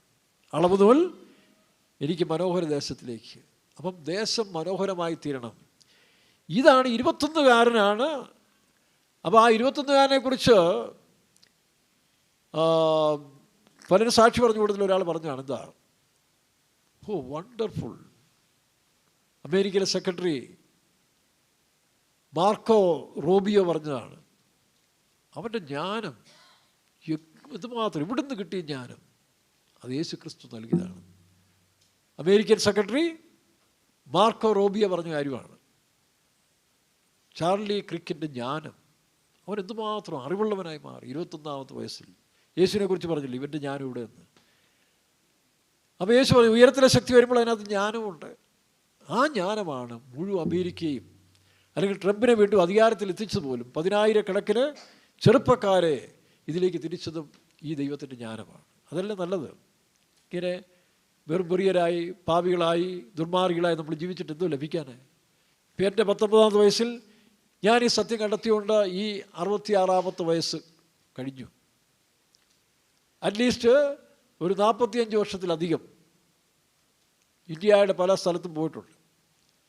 അവിടെയെല്ലാം പോയി പലരും ഇപ്പോഴും ഈ യൂട്യൂബിലൊക്കെ പ്രസംഗം കേട്ടിട്ട് രക്ഷിക്കപ്പെടുന്നവരെന്നെ വിളിക്കുന്നുണ്ട് പല സ്ഥലത്തും വന്ന്. ആത്മഹത്യക്ക് പോയിരുന്ന 2 പേര് സെൻട്രൽ പാസ്റ്ററെ വിളിച്ച്, പാസ്റ്റർ വർഗീസിനെ വിളിച്ച് പറഞ്ഞു, ഇന്നാളുടെ നമ്പർ തരണം. അപ്പം മെസ്സേജിലിതുണ്ട്, സുവിശേഷ സത്യങ്ങൾ ഇത് മറയ്ക്കാനൊക്കത്തില്ല. അപ്പോൾ അതുകൊണ്ടാണ് ഞാനും ഇനിയും കുറച്ചാളും കൂടെ ജീവിച്ചിരുന്ന് ചെയ്യണമെന്ന് ഇങ്ങനെ ഓരോ കാലത്തും ആഗ്രഹിക്കും. പലപ്പോഴും മരണം വന്നിട്ടുണ്ട്, എങ്കിലും കർത്താവ് വരുന്നിടം വരെ ഇരിക്കണം, അല്ലെ രക്തസാക്ഷിയാകണം. അതാണ് എൻ്റെ ആദ്യത്തെ പോളിസി. ഞാൻ അഭിഷേകം പ്രാപിച്ചപ്പോഴും ദൈവത്തോട് പറഞ്ഞു, കർത്താവേ നിൻ്റെ വരവരെയും എനിക്കിരിക്കാൻ ആഗ്രഹമാണ്, അല്ലെങ്കിൽ ഇങ്ങനെയാണ് പറഞ്ഞത്, സ്തെഫാനോസിനെ പോലും നല്ല രക്തസാക്ഷിയായി തീരണം. പ്രത്യേകിച്ച് സുവിശേഷം പ്രസംഗിച്ചുകൊണ്ടിരിക്കുമ്പോൾ തന്നെ മരിക്കണമെന്നൊക്കെ ഞാൻ ഇങ്ങനെ തന്നെ പ്രാർത്ഥിക്കുവാൻ. ഇപ്പോഴും അത് തന്നെയാണ്, ആ പോളിസി തന്നെയാണ്. കാരണം വിട്ടുപിരിഞ്ഞ് ക്രിസ്തുവിനോട് ചേരുവാൻ ഞാൻ കാക്ഷിക്കുന്നു. അപ്പോൾ അതാണ് ജീവിതത്തിൽ ഏറ്റവും വലിയ ഭാഗ്യം. ഇത് നിങ്ങളുടെ കുഞ്ഞുങ്ങളോട് പറഞ്ഞു കൊടുക്കണം. എങ്ങനെ കാശുണ്ടാക്കാം, വിദേശത്തേക്ക്, അതൊക്കെ 2ാമത്തെ കാര്യം. അവരെ ദൈവത്തെ അയക്കുന്നത് അയക്കട്ടെ. അവരെ ആത്മീയം കളഞ്ഞ് ആത്മീയത്തിന് വേണ്ടി പ്രോത്സാഹിപ്പിക്കാതെ ഞായറാഴ്ച ആരാധനയ്ക്ക് വിടാൻ നിങ്ങൾ തന്നെയല്ലേ കുഞ്ഞുങ്ങളെ നഷ്ടപ്പെടുത്തുന്നത്. പിന്നെ അവരിങ്ങനെ കഴുത്തിന് പിടിച്ചാൽ കുറ്റം പറയേണ്ട ആവശ്യത്തിന്. നിങ്ങളവരെ തെറ്റായ രീതിയിൽ വളർത്തിയെടുക്കുന്നു. അവരെ ആത്മീയത്തിൽ വളർത്താതെ നിങ്ങൾക്ക് ഭയമാണ്. ആത്മീയത്തിൽ പോയി കഴിഞ്ഞാൽ പിന്നെ ഞങ്ങളെ ഇത് പിടിവിട്ട് പോയാൽ എന്ത് ചെയ്യും? അപ്പോൾ അവരെ തെറ്റായ രീതിയിലേക്ക് ഒരു പ്രവാചകൻ പറയുന്നില്ലയോ, നിങ്ങൾ നിങ്ങളുടെ കുഞ്ഞുങ്ങളെ വീഞ്ഞു കുടിപ്പിച്ചു, അവരെ ദർശനമില്ലാതാക്കി, അവരെ യഥാർത്ഥമായ സത്യത്തിലേക്ക് നടത്താതിരിക്കുക പേരൻസ് തന്നെയാണ് ഏറ്റവും വലിയ. അപ്പം കുടുംബജീവിതത്തിൻ്റെ ഉത്തരവാദിത്വം പേരൻസിനാണ്, പ്രത്യേകിച്ച് അമ്മമാർ. അവർ ക്ലിയർ അല്ലെങ്കിൽ ആ കുടുംബം ശിഥിലമായി പോകും. അമ്മമാരൊരു ദൈവഭക്തിയും ദൈവസാന്നിധ്യമുള്ളൊരു അമ്മ ഉള്ള കുടുംബങ്ങൾ, ഭർത്താക്കന്മാർ എത്ര വഴിപടിച്ചവരായാലും അവർ യഥാസ്ഥാനപ്പെടുന്നു. എനിക്കറിയാം, ഞങ്ങളുടെ നാട്ടിലൊക്കെ ഞാൻ കണ്ടിട്ടുണ്ട്, എൻ്റെ അമ്മ ഉൾപ്പെടെ. അപ്പോൾ ആ കുടുംബജീവിതം എന്ന് പറയുന്നത് രണ്ടാമത്തെ മനോഹരമായ ജീവിതം, അതാണ് രണ്ടാമത്തെ എഫ്. മൂന്നാമത്തെ എഫ് ഫ്രീഡം അല്ലെങ്കിൽ ഫെയർലാൻഡ്.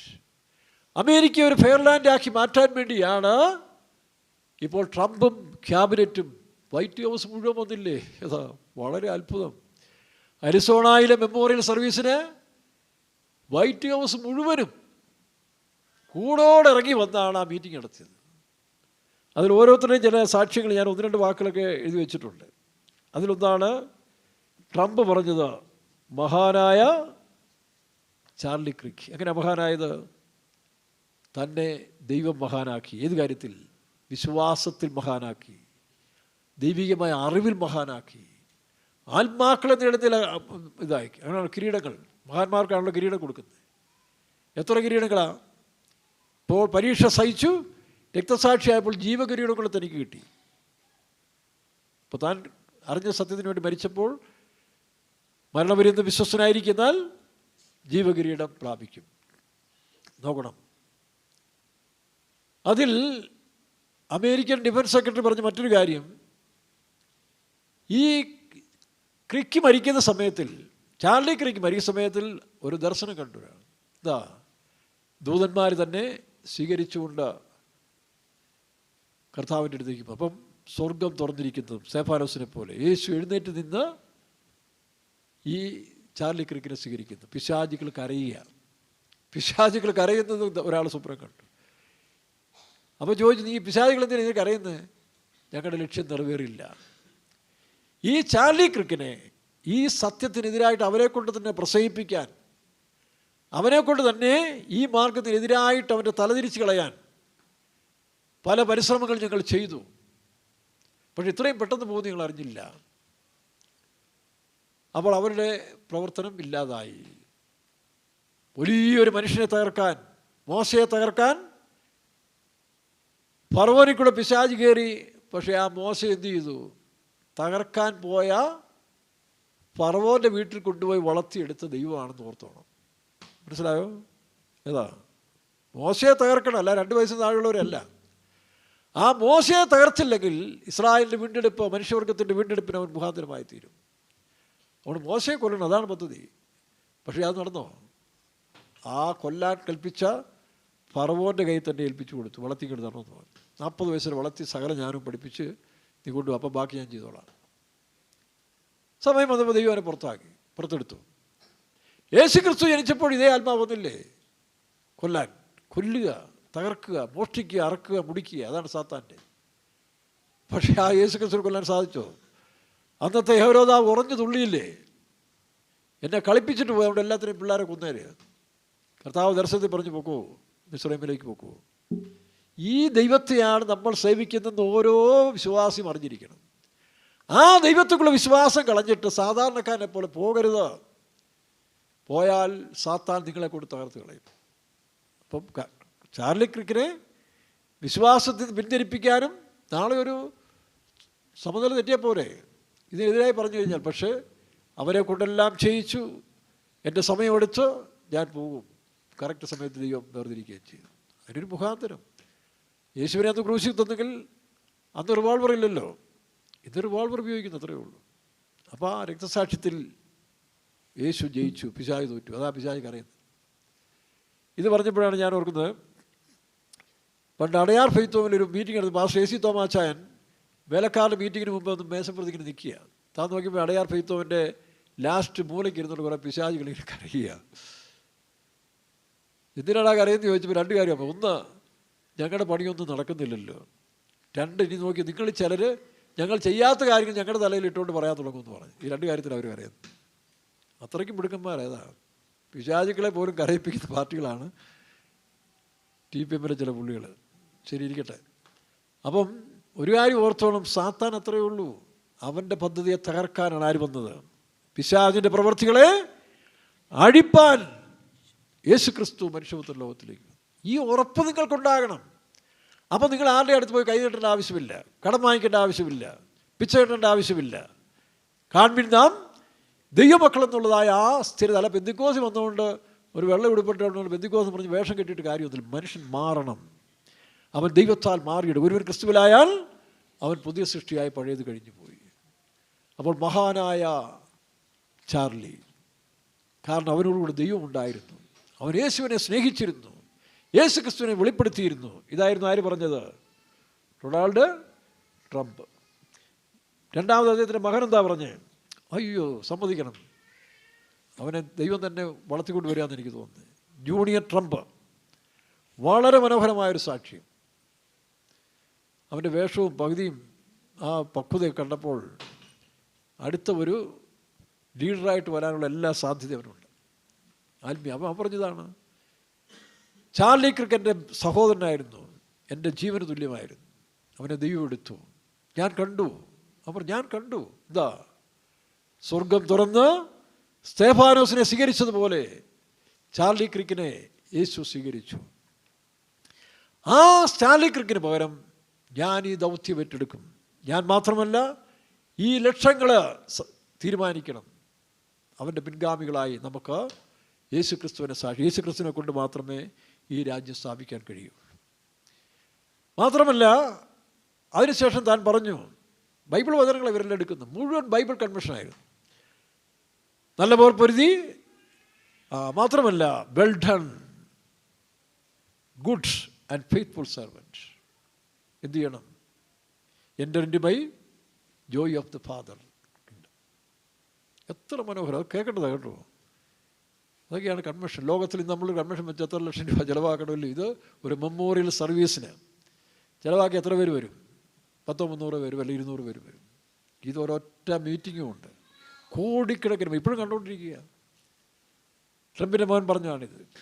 പിന്നീട് ബെൻ ജോൺസൺ അല്ല, ബെൻ കോൾസൺ എന്ന് പറഞ്ഞ ഡോക്ടറാണ്, പീഡിയാട്രിക് ഡോക്ടറാണ്. അദ്ദേഹം ഈ ന്യൂട്രീഷൻ്റെ ഫുഡുകൾ, കുട്ടികൾക്കുള്ളതായ ഫുഡുകളുടെ അഡ്വൈസറാണ്. അദ്ദേഹം പറഞ്ഞത്, ഇന്ന് ഞങ്ങളുടെ റൈറ്റ്സ് എന്ന് പറയുന്നത്, ഈ രാജ്യത്തിൻ്റെ റൈറ്റ്സ് എന്ന് പറയുന്നത് ഫ്രം ഗോഡ്, ദൈവത്തിൽ നിന്നൊന്നാണ്. അതായത് ട്രംപ് ഇപ്പോൾ നടത്താൻ പോകുന്ന രാജ്യം, അതിൻ്റെ റൈറ്റ്സ് കം ഫ്രം ക്രിയേറ്റർ, സൃഷ്ടികർത്താവിൽ നിന്ന് വന്നതാണ്. അതിൽ നിന്നാണ് ഒരു ഗവൺമെൻറ് ഞങ്ങൾ ഫോം ചെയ്യാൻ പോകുന്നതാണ്. നോക്കണം, ആ ഡോക്ടർ ഇതിൻ്റെ ഫിസിക്കൽ അഡ്വൈസറാണ്, ഹെൽത്തിൻ്റെയും അല്ലെങ്കിൽ ഈ പറഞ്ഞ കുട്ടികൾക്കുള്ള ഫുഡ് എങ്ങനെയായിരിക്കണം, അതിൽ മറ്റ് കെമിക്കൽ ചേരാൻ പാടില്ല, അതിൻ്റെ എല്ലാം കൺസൾട്ടേഷനാണ്.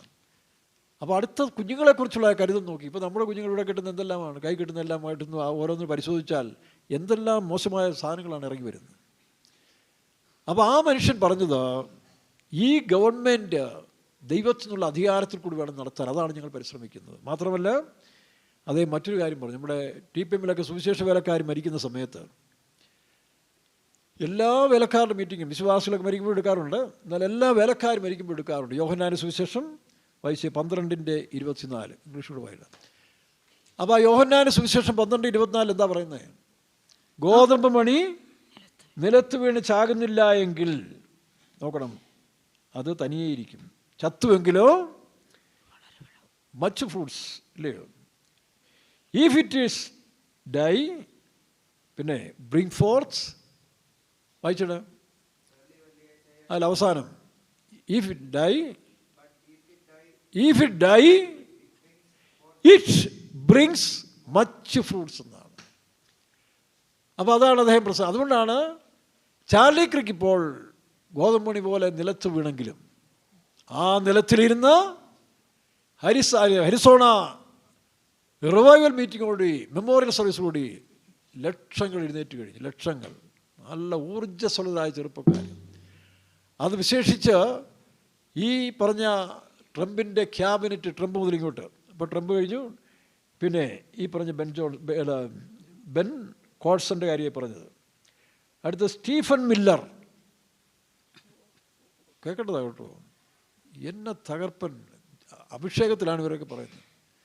സ്റ്റീഫൻ മില്ലർ പറയുന്നത് എന്താ? അദ്ദേഹം ഒരു കൺസൾട്ടൻ്റ്, ഒരു അഡ്വൈസറാണ്, ചീഫ് അഡ്വൈസറാണ്. ചാർലി ദൈവത്താൽ തിരഞ്ഞെടുക്കപ്പെട്ടൊരു കല്ലാണ്, chosen stone. Charlie was chosen by God, a precious stone. എങ്ങനെ പ്രഷ്യസ് ആയത്? ചെറുപ്പത്തിൽ എന്തോ ഒരു പരീക്ഷ കൂടെ പോയ സഹോദരൻ പറയും. അങ്ങനെ ദൈവത്തെ സ്നേഹിച്ച് യേശു ക്രിസ്തുവിൻ്റെ വചനവും അഭിഷേകത്താലും നടത്തപ്പെട്ട് അവൻ എന്ത് ചെയ്തു? ഒരു പ്രഷ്യസ് സ്റ്റോൺ. ഇപ്പം ഞാനും നിങ്ങളുമൊക്കെ ഞാൻ പറഞ്ഞു, ഞാൻ കുട്ടനാട്ടിൽ അവിടെ ഞാൻ കിടന്നിരുന്ന് എന്ത് ചെയ്തേനെ? ഒന്നുകിൽ ഒരു ബിസിനസ്സുകാരനായി മാറിയാൻ, അല്ലെങ്കിൽ എവിടെയെങ്കിലും ജോലിക്ക് പോയി ഇങ്ങനെ. പക്ഷേ ആ ദൈവസന്നിധിയിൽ വന്നപ്പോൾ, കർത്താവിൻ്റെ കയ്യിൽ കിട്ടിയപ്പോൾ, അല്ലെങ്കിൽ കർത്താവിൻ്റെ കയ്യിലേക്ക് മാറ്റപ്പെട്ടപ്പോൾ, നല്ലൊരു പ്രസ്ഥാനത്തിലേക്ക് വന്നപ്പോൾ, ഇന്ന് ഈ പറഞ്ഞ പോലെ പ്രസ്ഥാനം കൾട്ടാന്ന് പറയുന്ന പാർട്ടികളില്ലേ, ഓരോരുത്തരും മാറി പറഞ്ഞിട്ട് അവൻ്റെ പരിപാടി കഴിയുമ്പോൾ അടുത്തവൻ വരും. അത് നല്ലതാണ്, ഇടയ്ക്കിടയ്ക്ക് ഒന്ന് ചൂടാക്കാൻ ഓരോരുത്തർ വരുന്നത് നല്ലതാണ്. കൾട്ടാണ്. ഞാൻ സമുദായ സഭയെന്ന് വന്ന് ഇത് പഠിച്ച മനുഷ്യനാണ്. ഇതിനകത്ത് കൾട്ട്, ആ കൾട്ടാണ് എന്നെ, ഇവർ പറയുന്നത് ആ കൾട്ട്, TPM-ലെ കൾട്ടാണ് എന്നെ ഈ അവസ്ഥയിലെത്തിച്ചത്. ഞാൻ ഇതിനകത്ത് ജനിച്ചല്ലോ. പിന്നെ പറഞ്ഞോട്ടെ, നല്ല കാര്യം, അവർക്കൂടെയൊക്കെ പ്രാർത്ഥിക്കണം, ഒന്നും വിമർശിക്കാൻ പോകരുത്, വേണ്ടാത്ത കമൻ്റൊന്നും ഇടരുത്, അത് നമുക്ക് യോഗ്യമായ കാര്യമല്ല. പിതാവേ, ഇവർ ചെയ്യുന്നറിയായാൽ ഇവർ ക്ഷമിക്കണമേ. നാളെ അവർക്കുണ്ടാകാൻ പോകുന്ന വിപത്തുകൾ. അപ്പോൾ ഓരോരുത്തരും മാറിക്കുമ്പം പണ്ടൊരാൾ പറഞ്ഞ പോലെ ആകാശത്ത് പ്രകാശിച്ച് നിൽക്കുന്ന ചന്ദ്രനെ കണ്ടുകൊണ്ട് പട്ടി ഓലിയാനിടും. അത് പട്ടിയുടെ സ്വഭാവം അല്ലേ? ചന്ദ്രന് വല്ലതും കേടുവരുമോ? ചന്ദ്രൻ അവിടെ തിരിച്ചുകൊണ്ട് ഓലിയാനിട്ട് കേട്ടിട്ടുണ്ടോ? ഉണ്ടോ? പട്ടി ഓലിയാനിടുമ്പോൾ ചന്ദ്രൻ ഇടാറുണ്ടോ? ഉണ്ടോ ബിനോയിച്ച? ചന്ദ്രൻ എന്തെങ്കിലും പട്ടിയെ നോക്കി ഓലിയാനിടും? പണ്ട് ഞാൻ രാജ്ഞിയുടെ ഒരു കഥ പറഞ്ഞില്ലേ, ഇനി അതിനെപ്പറ്റി ഇപ്പോൾ പറയുന്നില്ല. അതുകൊണ്ട് അവർക്ക് വേണ്ടി പ്രാർത്ഥിക്കുക. ആരും നെഗറ്റീവ് കമൻ്റ് ഇടരുത്, അത് നമുക്കുള്ളതല്ല. നമ്മളവരെ സ്നേഹിക്കണം, പ്രാർത്ഥിക്കണം. ഇതിന് ശത്രുവായിരുന്നവരൊക്കെയാണ് ദൈവം പിന്നീട് രക്ഷയില്ല. പിന്നെ ഇതിൽ നിന്ന് മാറി അനാവശ്യം കാണിക്കുന്നവന് ശിക്ഷയുണ്ട്, അത് വരാതിരിക്കട്ടെ, അതിനും പ്രാർത്ഥിക്കണം. അപ്പോൾ അതാണ് സ്റ്റീഫൻ മില്ലർ പറഞ്ഞത്, അവനൊരു പ്രഷ്യസ് സ്റ്റോൺ ആയിരുന്നു. ആ സ്റ്റോണിനെ ദൈവം എന്ത് ചെയ്തു? അപ്പോൾ നമുക്ക് പ്രഷ്യസ് സ്റ്റോൺസ് എന്നൊക്കെ പറഞ്ഞ വജ്രക്കല്ലുകളൊക്കെ അതിനെ കണ്ടിച്ച് മുറിച്ച് അതിനെ മിനുസിക്ക് എടുക്കുമ്പോഴാണ് ഇത് പ്രകാശം. അങ്ങനെ പ്രകാശമുള്ളൊരു കല്ലായിരുന്നു ദൈവം ചാർലി ക്രിക്കിനെ പ്രകാശമുള്ളൊരു കല്ലാക്കി. അതുകൊണ്ടല്ലേ തൻ്റെ പ്രകാശം, നോക്കണം, മരണശേഷം യേശു ക്രിസ്തു മരിക്കുന്നോടം വരെ അത്രയും ഫേമസ് ആയില്ലല്ലോ. യേശു മരിച്ചതിന് ശേഷമാണ് മുഴുവൻ ലോകത്തിലേക്ക് പ്രകാശം. യേശു പറഞ്ഞു, നിങ്ങൾ ലോകത്തിൻ്റെ വെളിച്ചം. അതുപോലെ അമേരിക്കയിലെ വൈസ് പ്രസിഡൻ്റായ JD വാൻസ്, ഈ JD വാൻസ് എന്ന് പറയുന്ന വൈസ് പ്രസിഡൻറ്റിനെ ഈ വൈസ് പ്രസിഡൻറ്റിൻ്റെ സ്ഥാനത്തേക്ക് നോമിനേറ്റ് ചെയ്തത് ഈ ചാർലി ക്രിക്കാണ്. ഇന്ന് അമേരിക്കയിലെ പറഞ്ഞ ക്യാബിനറ്റിലെ പല പുള്ളികളെയും, മാർക്കോ റൂബിയോ എന്ന് പറയുന്ന അദ്ദേഹവും ഈ ചാർലിയുടെ ഒരു അടുത്ത ആളായിരുന്നു. അദ്ദേഹമാണ് സെക്രട്ടറി. അദ്ദേഹത്തിൻ്റെ പ്രസംഗം കേൾക്കണം, സുവിശേഷം പ്രസംഗിച്ചു ക്ലിയറായിട്ട്. അപ്പോൾ ഈ പറഞ്ഞ JD വാൻസിൻ്റെ അദ്ദേഹം പറഞ്ഞ ഇതാണ്, ഞാൻ അത്രയും ഒരു ക്രിസ്തീയ വിശ്വാസിയാണ്, മാതൃകാപരമായ ഒരു കുടുംബജീവിതം ചെയ്യുന്നു, പക്ഷേ യഥാർത്ഥ ക്രിസ്ത്യാനിയാക്കി മാറ്റിയത് ഈ ചാർലി ക്രിക്കിൻ്റെ ഓർമ്മ. അന്ന് ബൈബിൾ വായിക്കാൻ തുടങ്ങി, യേശു ക്രിസ്തുവിനെ. എങ്കിലും പൊതുസമൂഹത്തിൽ അത്രയും ധൈര്യത്തോടെ പറയാൻ എനിക്ക് ശക്തിയില്ലായിരുന്നു. പക്ഷേ ചാർലി ക്രിക്ക് മരിച്ചതോടുകൂടി ദൈവം എനിക്കൊരു പുതിയ കൃപ തന്നു. ഇനി എൻ്റെ ആയസ്സിൽ മുഴുവനും ചാർലി ക്രിക്കിന് പകരം ഞാൻ ഈ സത്യങ്ങൾ ശക്തിയോടെ പ്രചരിപ്പിക്കും. ആരാ പറഞ്ഞ? American vice president. American president പറഞ്ഞല്ലോ, പുതിയൊരു ഗ്രേറ്റ്, അദ്ദേഹത്തിൻ്റെ പോളിസിയുടെ അതല്ലായിരുന്നു, മേക്ക് അമേരിക്ക ഗ്രേറ്റ്. അപ്പോൾ രാജ്യം, ദൈവരാജ്യത്തിൻ്റെ ഒരു വലിയ ഭാഗം തുടങ്ങിക്കഴിഞ്ഞിരിക്കുകയാണ്. സാത്താൻ്റെ ശക്തി താമസിക്കാതെ അവൻ്റെ തല താഴ്ത്തപ്പെടുന്നൊരു സമയം വരുന്നു. ആ JD വാൻസ് പിന്നെയും പറഞ്ഞു, എന്താ, സ്തേഫാനോസ് മരിച്ച സ്ഥാനത്തിൽ അടുത്തത് ഒരു പോളിനെ ദൈവം എഴുന്നേൽപ്പിച്ചുകൊണ്ട് വന്നു. അത് പലരും പറഞ്ഞു. JD വാൻസ് പറഞ്ഞത്, സ്റ്റീഫൻ മരിച്ചു കഴിഞ്ഞപ്പോൾ ഒരു വലിയ നഷ്ടമായിട്ട് തോന്നാം, പക്ഷെ തോന്നിയില്ല. പകരം അതിനേക്കാൾ ശക്തമായിട്ട് ആ പ്രദേശം ഏഷ്യ മൈനറും യൂറോപ്പിലേക്കും ഈ സത്യങ്ങളെ പ്രചരിപ്പിക്കാൻ തക്കവണ്ണം. നമുക്ക് അവിടെ മാത്രമല്ല, സ്തേഫാനോസ് ആക്കാരിക്ക് മാത്രമേ എബ്രായ ഭാഷ മാത്രമേ അറിയത്തുള്ളൂ. പക്ഷേ ഗ്രീക്ക് ഭാഷയിലും പലതിലും പാണ്ഡിത്യമുള്ളവനായ പൗലോസിനെ കൊണ്ട് ഏഷ്യ മൈനർ മുഴുവനും, യൂറോപ്പിൻ്റെ പല റോമിൽ പോലും എത്തി, ഇറ്റലിയിൽ പോലും എത്തി ഈ സുവിശേഷം പ്രചരിപ്പിക്കാനിടയായി. അപ്പോൾ അമേരിക്കൻ വൈസ് പ്രസിഡന്റ് പറഞ്ഞ ആ ദൗത്യം ഞാൻ ഏറ്റെടുക്കുന്നു. ഇപ്പോൾ ആ ഇൻസ്പിറേഷൻ എന്നിൽ ഒരു ശക്തി വ്യാപിക്കുന്നുണ്ട്, യേശു ക്രിസ്തുവിനെ ഞാൻ സാക്ഷിക്കാനും എന്ന് പറഞ്ഞ്. അതാണ് JD വാൻസിൻ്റെ സാക്ഷ്യം. പിന്നെ അടുത്തതാരാ ഞാൻ പറഞ്ഞല്ലോ, ബെന്നി ജോൺസൺ. ബെന്നി ജോൺസൻ്റെ സാക്ഷി എന്താ? അദ്ദേഹം പറയുന്നത് റോമർ 13-ാം അധ്യായത്തെ ഉദ്ധരിച്ചുകൊണ്ടാണ്. റോമർ 13-ാം അധ്യായത്തിൽ എല്ലാ അധികാരങ്ങളും ദൈവത്താൽ വരുന്നതാണ്, മനുഷ്യൻ്റെ അല്ല. അപ്പോൾ ട്രംപ് ഈ സ്ഥാനത്ത് വരാൻ ആഗ്രഹിച്ചപ്പോൾ ദൈവത്തിൻ്റെ പണിയാണ് താൻ ചെയ്യാൻ പോകുന്ന സാത്താൻ മനസ്സിലാക്കിയപ്പോൾ 2 പ്രാവശ്യം അദ്ദേഹത്തെ ഇല്ലാതാക്കാൻ പക്ഷേ സമയമായില്ല. ട്രംപിൻ്റെ സമയം ആകാഞ്ഞതുകൊണ്ട് സാത്താൻ അവിടെയും പരാജയപ്പെട്ടു. ചാർലി ക്രിക്കിനെ പിന്മാറ്റക്കാരനാക്കാൻ ശ്രമിക്കാൻ ചെയ്തപ്പോഴും ദൈവം തൻ്റെ ദൗത്യം പൂർത്തീകരിച്ച് അദ്ദേഹത്തെ ചേർത്തു. ട്രംപിന് ആവശ്യമാണ്. അപ്പോൾ അതുകൊണ്ട് ആ ട്രംപിനെ ഇത്രയധികം ബലപ്പെടുത്തിയത് ഈ രാജ്യം, ഞങ്ങളുടെ ഈ അമേരിക്കയിൽ ഇനി വരാൻ പോകുന്ന പുതിയ രാജ്യം ആരായിരിക്കും? മേളിലെ അധികാരത്തിന് കീഴിലായിരിക്കും. ഞങ്ങളെല്ലാം ആ റോമലേഖനം 13 വായിച്ചറിയാം, എല്ലാ അധികാരവും ദൈവത്താൽ വരുന്നു. ആ അധികാരത്തിന് കീഴിലായിരിക്കും ഞങ്ങളുടെ പ്രവർത്തനം ഇനി നടക്കാൻ പോകുന്നെന്ന് ബെന്നി ജോൺസൺ പറയുകയാണ്. നോക്കണം, തന്നെയല്ല താൻ സുവിശേഷവും പറഞ്ഞു. യേശു ക്രിസ്തു ഭൂമിയിൽ വന്നത് മനുഷ്യവർഗത്തിൻ്റെ പാപത്തിന് വേണ്ടി. അവൻ മനുഷ്യരുടെ പാപങ്ങളെ ക്ഷമിച്ചു കൊടുക്കുന്നു. നോക്കണം, പിന്നെ അടുത്തത് RKF കെന്നഡി, അറിയാവോ? ജോൺ എഫ് കെന്നഡിയുടെ മകൻ റോബർട്ട് കെന്നഡി. RKF, ആർന്ന് വെച്ചാൽ റോബർട്ട് കെന്നഡി ജൂനിയർ. അദ്ദേഹം ഇന്ന് ഹെൽത്ത് സെക്രട്ടറിയാണ്. നമുക്കറിയാം 1962 അമേരിക്കയുടെ രോമാഞ്ചമായിരുന്ന JF കെന്നഡിയെ ഇതുപോലൊരു ഷൂട്ടിങ്ങിനാണ്, ഷാർപ്പ് ഷൂട്ടിങ്. അദ്ദേഹം കാറിൽ യാത്ര ചെയ്യുമ്പോൾ തൻ്റെ ഭാര്യ ജാക്ലിൻ കെന്നഡിയും യാത്ര ചെയ്ത സമയത്തിൽ ഇതുപോലൊരു കെട്ടിടത്തിൽ നിന്ന് ഷാർപ്പ് തൻ്റെ ഭാര്യ തൊട്ടടുത്തിരിക്കുന്നു. കെന്നഡിയുടെ തലയ്ക്ക് വെടിയേറ്റ് മരിച്ചു.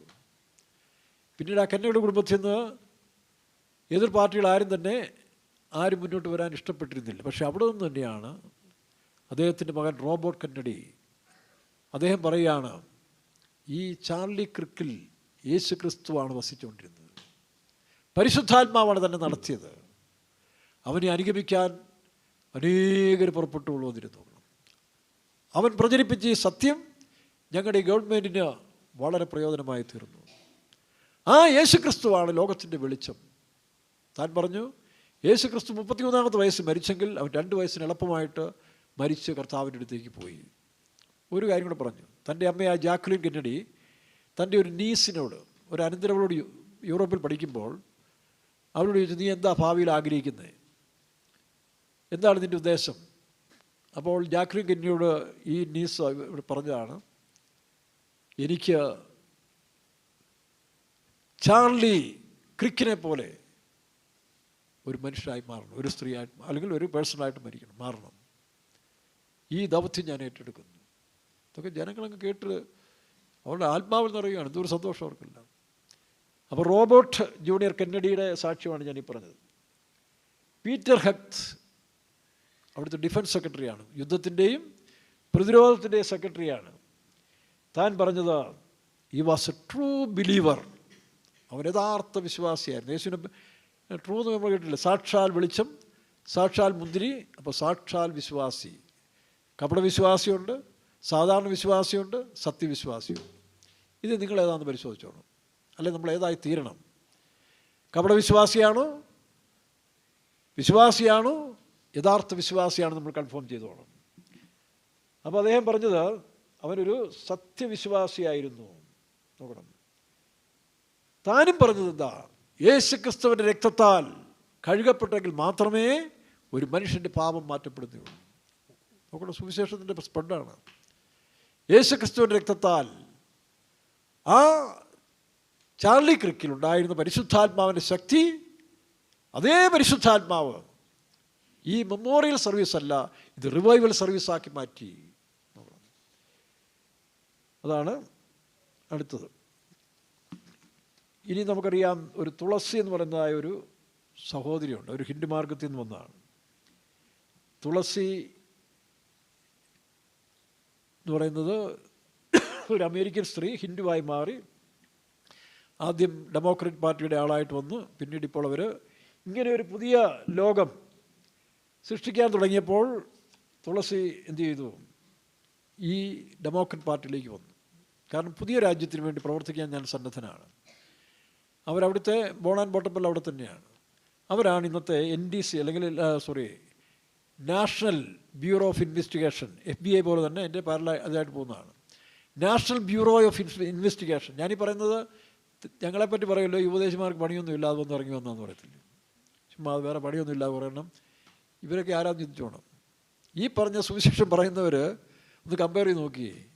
അമേരിക്കയിലെ നാഷണൽ ബ്യൂറോ ഓഫ് ഇൻവെസ്റ്റിഗേഷൻ്റെ ഡയറക്ടർ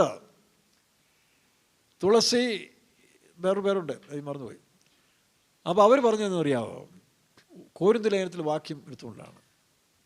കോരിന്തിൽ 15-ാം അധ്യായത്തിൽ ഉയർപ്പിനെ കുറിച്ച് നമ്മൾ പറയല്ലോ, പ്രത്യാശയില്ലാത്തവരായി ദുഃഖിക്കരുത്, അവൻ ഉയർത്തുന്നേറ്റു, അവൻ യേശുക്രിസ്തുവിനോട് വസിക്കുന്നു.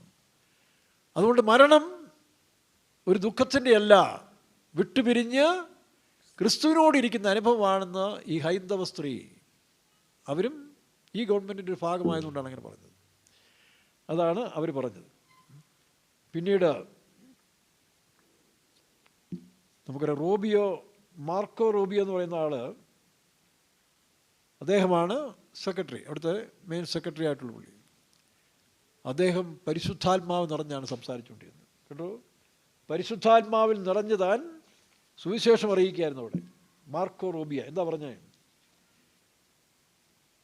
Truth passing through the next generation. സത്യം അടുത്ത തലമുറയിലേക്ക് പാസ് ചെയ്യിച്ചുകൊണ്ടേയിരുന്നു. ചാർലി ക്രിക്ക് മരിക്കുന്നതിന് മുമ്പേ ഈ സത്യം, കഴിഞ്ഞ ആഴ്ച ഞാൻ പറഞ്ഞില്ലേ, യേശു ക്രിസ്തു കരുണയുള്ളവൻ മാത്രമല്ല, സത്യം. ആ സത്യമാണ് പറയുന്നത്, മേലാൽ പാപം ചെയ്യരുത്. പിന്നെ ഒരു സത്യത്തിൽ ഞാൻ തന്നെ വഴിയും സത്യവും ഇവനും. അൺബിലീവബിൾ നോളജ് എന്നാണ് അവരും പറഞ്ഞത്. ഇവൻ്റെ ജ്ഞാനം ഞങ്ങളാരും കണ്ടിട്ടില്ലാത്ത അത്ഭുത ജ്ഞാനമാണ് ചാർലി ക്രിക്കിന് കൊടുത്തത്. ആ ദൈവം നോക്കണം, spirit of Lord with him, ദൈവത്തിൻ്റെ ആത്മാവിനുണ്ടായിരുന്നു. ഈ യേശു ക്രിസ്തു നോക്കണം, താൻ പറയുന്നത് എന്താ? ഈ കർത്താവായ യേശു ക്രിസ്തു ദൈവത്തോടുകൂടെ വസിച്ചവനായിരുന്നു. വചനം ജഡമായി, മാനിഫെസ്റ്റ് ഇൻ ഫ്ലഷ്. ആ യേശു ക്രിസ്തു മനുഷ്യനെ പോലെ ജീവിച്ചു, മനുഷ്യനായി ജനിച്ചു, മനുഷ്യനെ പോലെ ജീവിച്ചു, മനുഷ്യനായി മരിച്ചു. 3rd day ഹീറോസ്, 3-ാം ദിവസം അവൻ ഉയർത്തുന്നേറ്റ് ദൈവത്തിൻ്റെ പ്രവൃത്തി തുടർന്നുകൊണ്ട്. ആ ദൗത്യമാണ് ഈ മേക്കിംഗ് അമേരിക്ക ഗ്രേറ്റ് അമേരിക്ക ഞങ്ങൾക്ക് തന്നിരിക്കുന്നത്. അതുകൊണ്ട് ഈ സുവിശേഷത്തിൻ്റെ സത്യം പ്രചരിപ്പിക്കുക, അതിന് മാത്രമേ അമേരിക്കയെ വീണ്ടെടുക്കാൻ കഴിയുള്ളൂ. മറ്റെല്ലാ ടെക്നോളജിയും ശാസ്ത്രവും കണ്ടുപിടുത്തവും എല്ലാം പുരോഗമിച്ചെങ്കിലും, അതെല്ലാം സമൃദ്ധിയായിട്ടുണ്ടെങ്കിലും, അതെല്ലാം അമേരിക്കയെ നാശത്തിലേക്ക് കൊണ്ടുപോവുകയാണ്. നോക്കണം, യുദ്ധം, അണുബോംബ്, അസന്മാർഗീയം. കാരണം യേശുവിനെയും സത്യത്തെയും മാറ്റിയതിനാൽ ഇതെല്ലാം സംഭവിച്ചു. അതിന് ഏറ്റവും വലിയ ഉദാഹരണമാണ് ഇംഗ്ലണ്ട്. നിങ്ങൾക്കറിയാമല്ലോ, ഇംഗ്ലണ്ട് ഒരു ക്രൈസ്തവ രാജ്യമായിരുന്നു. അതിൻ്റെ ബേസിക്കലി ഹെൻറി 8 ബൈബിളെല്ലാം വിതരണം ചെയ്തെങ്കിലും തൻ്റെ മോറൽ ലൈഫിൽ ഒരുപാട് അപാകത ഉണ്ടായിരുന്നു. അതിൻ്റേതായ ഒരു കാര്യം പിശാച് ആ ദേശത്തിൽ വ്യാപരിച്ചപ്പോൾ ഇംഗ്ലണ്ട് നമുക്കറിയാം ഏറ്റവും അനാവശ്യമായ ഒരു മനുഷ്യൻ, ഒരു ക്രിസ്തീയ സഹോദരൻ പരസ്യമായി പ്രാർത്ഥിച്ചതിന് വർഷങ്ങൾക്ക് മുമ്പ് അറസ്റ്റ് ചെയ്ത് അകത്തിട്ടതാണ്. ഇന്ത്യയിലല്ല, ബ്രിട്ടനിൽ. കോളേജിൽ സ്കൂളിൽ നിന്നെല്ലാം പ്രാർത്ഥന മാറ്റി, ബൈബിൾ വായന മാറ്റി, ക്രിസ്ത്യാനിത്വത്തെ പുച്ഛിച്ച് തള്ളി ഇംഗ്ലണ്ട്. നോക്കണം, ഈ സമയം നോക്കി സാത്താൻ തൻ്റെ ആളുകളെ അനേകരെ അവിടെ കൊണ്ട് പ്രചരിപ്പിക്കാൻ തുടങ്ങി. അവിടെയുള്ളവരും സാത്താൻ്റെ കസ്റ്റഡിയിലായി. അങ്ങനെ തകർച്ചയിലേക്ക് വന്നു. ഞങ്ങൾ ഈ തീവ്രവാദ ശക്തികൾ, ഈ അധോലോക ശക്തികൾ പറഞ്ഞു, ഞങ്ങൾ ബ്രിട്ടനെ ഭരിക്കും. ബക്കിംഗ്ഹാം കൊട്ടാരത്തിൽ ഞങ്ങളുടെ കറുത്ത ഫ്ലാഗ് അവിടെ തൂക്കും. അതിനെല്ലാം പദ്ധതി വെച്ചിരിക്കുകയായിരുന്നു. അപ്പോഴാണ് അധികാരികളുടെ കണ്ണ് തുറന്നത്. യേശുവിനെ തള്ളിക്കളഞ്ഞുകൊണ്ടാണ്. വീണ്ടും അതിന് അനുവാദം കൊടുത്തു. നിങ്ങൾ കണ്ടില്ലേ കഴിഞ്ഞ റാലിയിൽ ആയിരക്കണക്കിന് ചെറുപ്പക്കാർ പ്ലേ കാർഡ് മേന്തിക്കൊണ്ട് യേശു ക്രിസ്തുവിനെ സാക്ഷിക്കുന്നതും. അപ്പോഴത്തേക്ക് മറ്റൊരു കൂട്ടർ ഈ തിന്മവശങ്ങൾ ഇവിടുന്നെല്ലാം പായിക്കണം, ഇതിനനുസരിച്ച് ജീവിക്കണമെങ്കിൽ ഈ യേശു ക്രിസ്തുവിൻ്റെ സത്യവും ഇവിടുത്തെ മര്യാദ അനുസരിച്ച് ജീവിക്കണം, ജീവിച്ചല്ല കടന്നോളാൻ പറഞ്ഞു. ഇപ്പം എല്ലാത്തിനും നാട് കടത്തിക്കൊണ്ടിരിക്കുകയാണ്. അപ്പോൾ യൂറോപ്യൻ രാജ്യങ്ങൾ, അമേരിക്കയുടെ പോലെ തന്നെ യൂറോപ്പിൻ്റെ ഒരു ഹെഡാണ് ബ്രിട്ടൻ, നമുക്കറിയാം, ഇംഗ്ലണ്ട്. പക്ഷെ അവിടെ ഇപ്പോൾ സംഭവിച്ചുകൊണ്ടിരിക്കുന്നു. ഏത് കാലത്ത് അമേരിക്കയിൽ ഉണർവുണ്ടായിട്ടുണ്ട്, അതെല്ലാം ബ്രിട്ടനിലുണ്ടായിട്ടുണ്ട്, യൂറോപ്പിലുണ്ടായിട്ടുണ്ട്. നിങ്ങൾ പരിശോധിച്ച് നോക്കിയേ. 1900 ആരംഭഘട്ടത്തിൽ ലോസ് ഏഞ്ചൽസിലുണ്ടായ ഉണർവാണ് മുഴുവൻ ലോകത്തിലും വ്യാപിച്ചുകൊണ്ടിരുന്നത്. മിഷണറിമാർ കേരളത്തിലും വന്ന്, കുക്ക് സാഹിബും മറ്റു പലരും വന്ന്, ഇവിടെയും പാസ്റ്റർ പോൾ പലരും വന്ന് ഈ സത്യം പ്രചരിപ്പിച്ചു നോക്കണം. അതിനു മുൻപ് കഴിഞ്ഞ നൂറ്റാണ്ട് നോക്കി ആരൊക്കെയാ? സ്പർജൻ, ലോകപ്രസിദ്ധമായ സുവിശേഷകരായ സ്പർജൻ, പിന്നീട് D.L. മൂഡി, ജോർജ് മുള്ളർ, പിന്നീട് വെസ്ലിയൻ ചർച്ചസ്. അതിനു മുമ്പ് പിന്നെ നോക്കിയാൽ അതിനു മുമ്പ് ജോൺ വെസ്ലി, ചാർലസ് വെസ്ലി. ഇങ്ങനെ എല്ലാ കാലത്തും നവോത്ഥാനന്മാരെ ദൈവം എഴുന്നേൽപ്പിച്ച് തൻ്റെ പ്രവൃത്തി. പക്ഷേ ഇത് അവസാനമാണ്. ഇത് മുഴുവൻ ലോകം വ്യാപിക്കാൻ പോവുകയാണ്. ആ വ്യാപിക്കുന്നതിന് മുമ്പ് സാത്താനും തൻ്റെ പ്രവൃത്തി വരും. രണ്ടും തമ്മിലൊരു ഫൈറ്റുണ്ട്. അത് അർമ്മദോൻ യുദ്ധത്തിലൂടെ അവസാനിക്കും. യേശു ക്രിസ്തുവിൻ്റെ രാജ്യം ഭൂമിയിൽ സ്ഥാപിക്കപ്പെടും. ഇതോട് ചേർന്ന് നമ്മളൊരു കാര്യം കൂടി ചിന്തിക്കേണ്ടത്, നാം ഈ കാലത്തിൽ മനുഷ്യരോടല്ല എതിർക്കേണ്ടത്, ജാതിയോട് മതത്തോടല്ല. നമ്മൾ എതിർക്കേണ്ടത് പാപത്തോടാണ്, അല്ലേ? എബ്രായ ലേഖനത്തിൽ വായിക്കുമ്പോൾ പാപത്തോട് പോരാടുന്നതിൽ പ്രാണത്യാഗത്തോളം. പാപത്തെ ജയിക്കാൻ കഴിഞ്ഞാൽ നീ രാജാവാണ് കേട്ടോ, സത്യമാണ്. പാപത്തെ ജയിച്ച് നീ ശുദ്ധീകരണമുള്ളവനാണെങ്കിൽ നിന്നെ ആരും രാജാവാക്കണ്ട. യു വിൽ ബിക്കം കിങ്, രാജാവ് തന്നെയാണ്.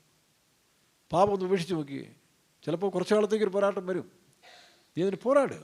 അതാണ് പാപത്തോട്. എബ്രായ ലേഖനം 12:2 ഉറക്കെ പറ. 12:4 ബൈക്കിൽ കൂടെ ഉറക്കെ പറ. 12:4 വൈര്.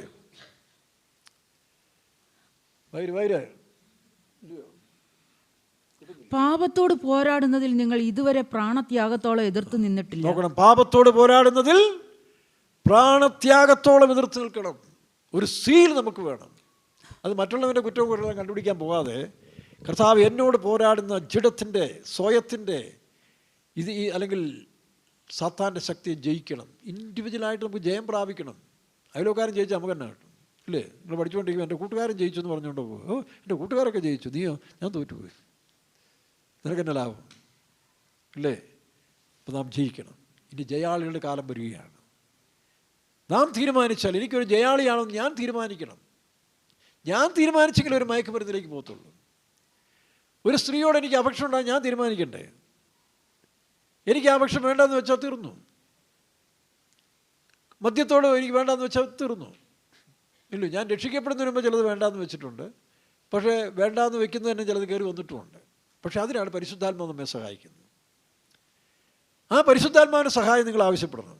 എങ്കിൽ മാത്രമേ എല്ലാത്തെയും ജയിക്കാൻ കഴിയുള്ളൂ. പിന്നെ നമ്മൾ അതിലേക്ക് ആഗ്രഹിക്കരുത്.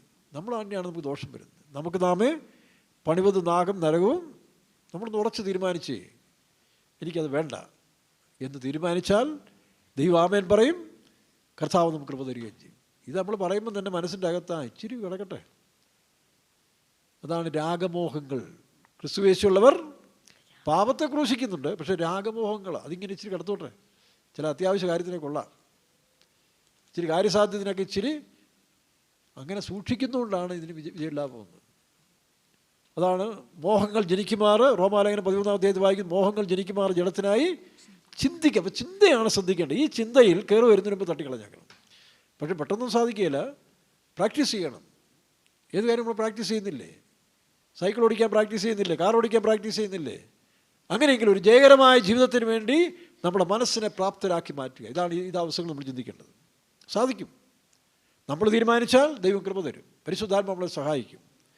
അപ്പോൾ എന്ത് ചെയ്യണം? പാപത്തോട് പോരാടുന്നതിൽ പ്രാണത്യാഗത്തോളം എതിർത്ത് നിൽക്കണമെന്നാണ്. പ്രാണം പൊക്കോട്ടെ, പ്രാണം പോയാലും സാരമില്ല, പാപത്തെ പോരാടി ഞാൻ ജയിക്കുന്നവനായി തീരണം. യേശുവിനെ നോക്കി, യേശുവിനൊരു വൈരാഗ്യമുണ്ടായിരുന്നു. അവൻ ആലയത്തിലേക്ക് ചെന്നപ്പോൾ യോഹന്നാന്റെ സുവിശേഷം 2-ാം അധ്യായത്തിൽ യേശു ആലയത്തിൽ ചെന്നപ്പോൾ അവിടെ 3 കാര്യങ്ങൾ ആവശ്യമില്ലാതെ ഉണ്ട്. ആലയത്തിൽ കാണപ്പെടാൻ പാടില്ലാത്ത 3 കാര്യങ്ങൾ എന്തൊക്കെയാണ്? കാള, ആട്, പ്രാവ്. ഈ 3 കാര്യങ്ങൾ യേശു തുരത്തി എന്നാണ് പറയുന്നത്. പ്രാവിന് ചിലപ്പോൾ നല്ല കാര്യങ്ങളാണ് പറയുന്നെങ്കിൽ അവിടെ പ്രാവിനെ അസ്ഥാനത്താണ്. അതിന് ആത്മീയ വ്യാഖ്യാനം എന്ന് പറഞ്ഞാൽ കാളയും ആടും എന്നൊക്കെ പറഞ്ഞാൽ ജഡത്തിൻ്റെ കാര്യങ്ങളാണ്. ജഡം അതാണ് ഈ കാളയും ആടും. മറ്റൊന്ന് പ്രാവെന്ന് പറയും. പ്രാവിനൊരു കാര്യം നിഷ്കളങ്കത എന്ന് പറഞ്ഞാൽ ഈ നിഷ്കളങ്കർക്ക് ചില സ്വയമുണ്ട്. ഞാനൊരു കുഞ്ഞു വിശുദ്ധനാണ്, ഞാൻ ആർക്കും ഒരു ദോഷം ചെയ്യുന്നില്ല, അങ്ങനെ ഞാൻ പറയുന്നൊരു കൂട്ടരാണ് നിഷ്കളങ്കർ. ബുദ്ധിയില്ലാത്ത ഒട്ടപ്രാവെന്ന് പറയത്തില്ലേ? എല്ലാ പ്രാവും അല്ല, ബുദ്ധിയില്ലാത്ത എഫ്രൈം, ബുദ്ധിയില്ലാത്ത അവരെപ്പോഴും തന്നെ പ്രശംസിക്കും, മക്കളെ പ്രശംസിക്കും, അല്ലെ കുടുംബത്തെ പ്രശംസിക്കും. എന്താ പിന്നെ തളത്ത് കാലയിൽ അങ്ങനെ വരാറുണ്ടോ? വല്ലപ്പോഴും ഒരു അഭിമാനമല്ലേ ഞങ്ങൾ ക്രൂശിക്കണം. അതാ ബെന്നി ക്രൂശിച്ചുകൊണ്ടിരിക്കുക. ബെന്നിയെ പലരും ക്രൂശിച്ചു അല്ലയോ? പക്ഷേ അതാണ് നമ്മുടെ ജീവിതത്തിൽ പ്രശംസകൾ വരും.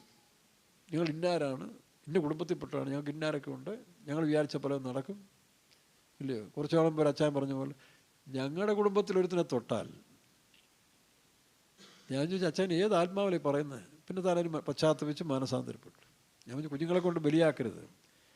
കുഞ്ഞുങ്ങളെ ഇത്രയും വളർത്തിയെടുത്തതിന് ശേഷം നടുറോടി കൊണ്ടുപോയി മറ്റുള്ളവരുടെ കത്തിക്ക് ഇടയാക്കരുത്.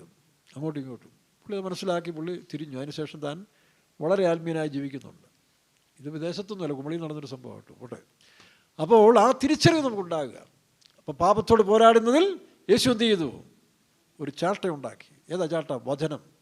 ദൈവത്തിൻ്റെ വചനമായ ചാട്ടയുണ്ടാക്കി നാം ഇതിനെല്ലാം പുറത്താക്കണം. അതിനൊരു വൈരാഗ്യം വേണം. അതുകൊണ്ടാണ് ശിഷ്യന്മാർ വന്നത്. അവൻ്റെ എരിവ് കാണുന്നവന് നെഞ്ചത്ത് കയറാനുള്ള എരിവല്ല, കണ്ടവൻ്റെ കാര്യം പറഞ്ഞു നടക്കുന്നതല്ല, അല്ല വേറൊരു ആപ്പ് വെച്ചുകൊണ്ട് നടക്കുന്ന എരിവല്ല. എനിക്കൊരു വിശുദ്ധനായി ജീവിക്കണം.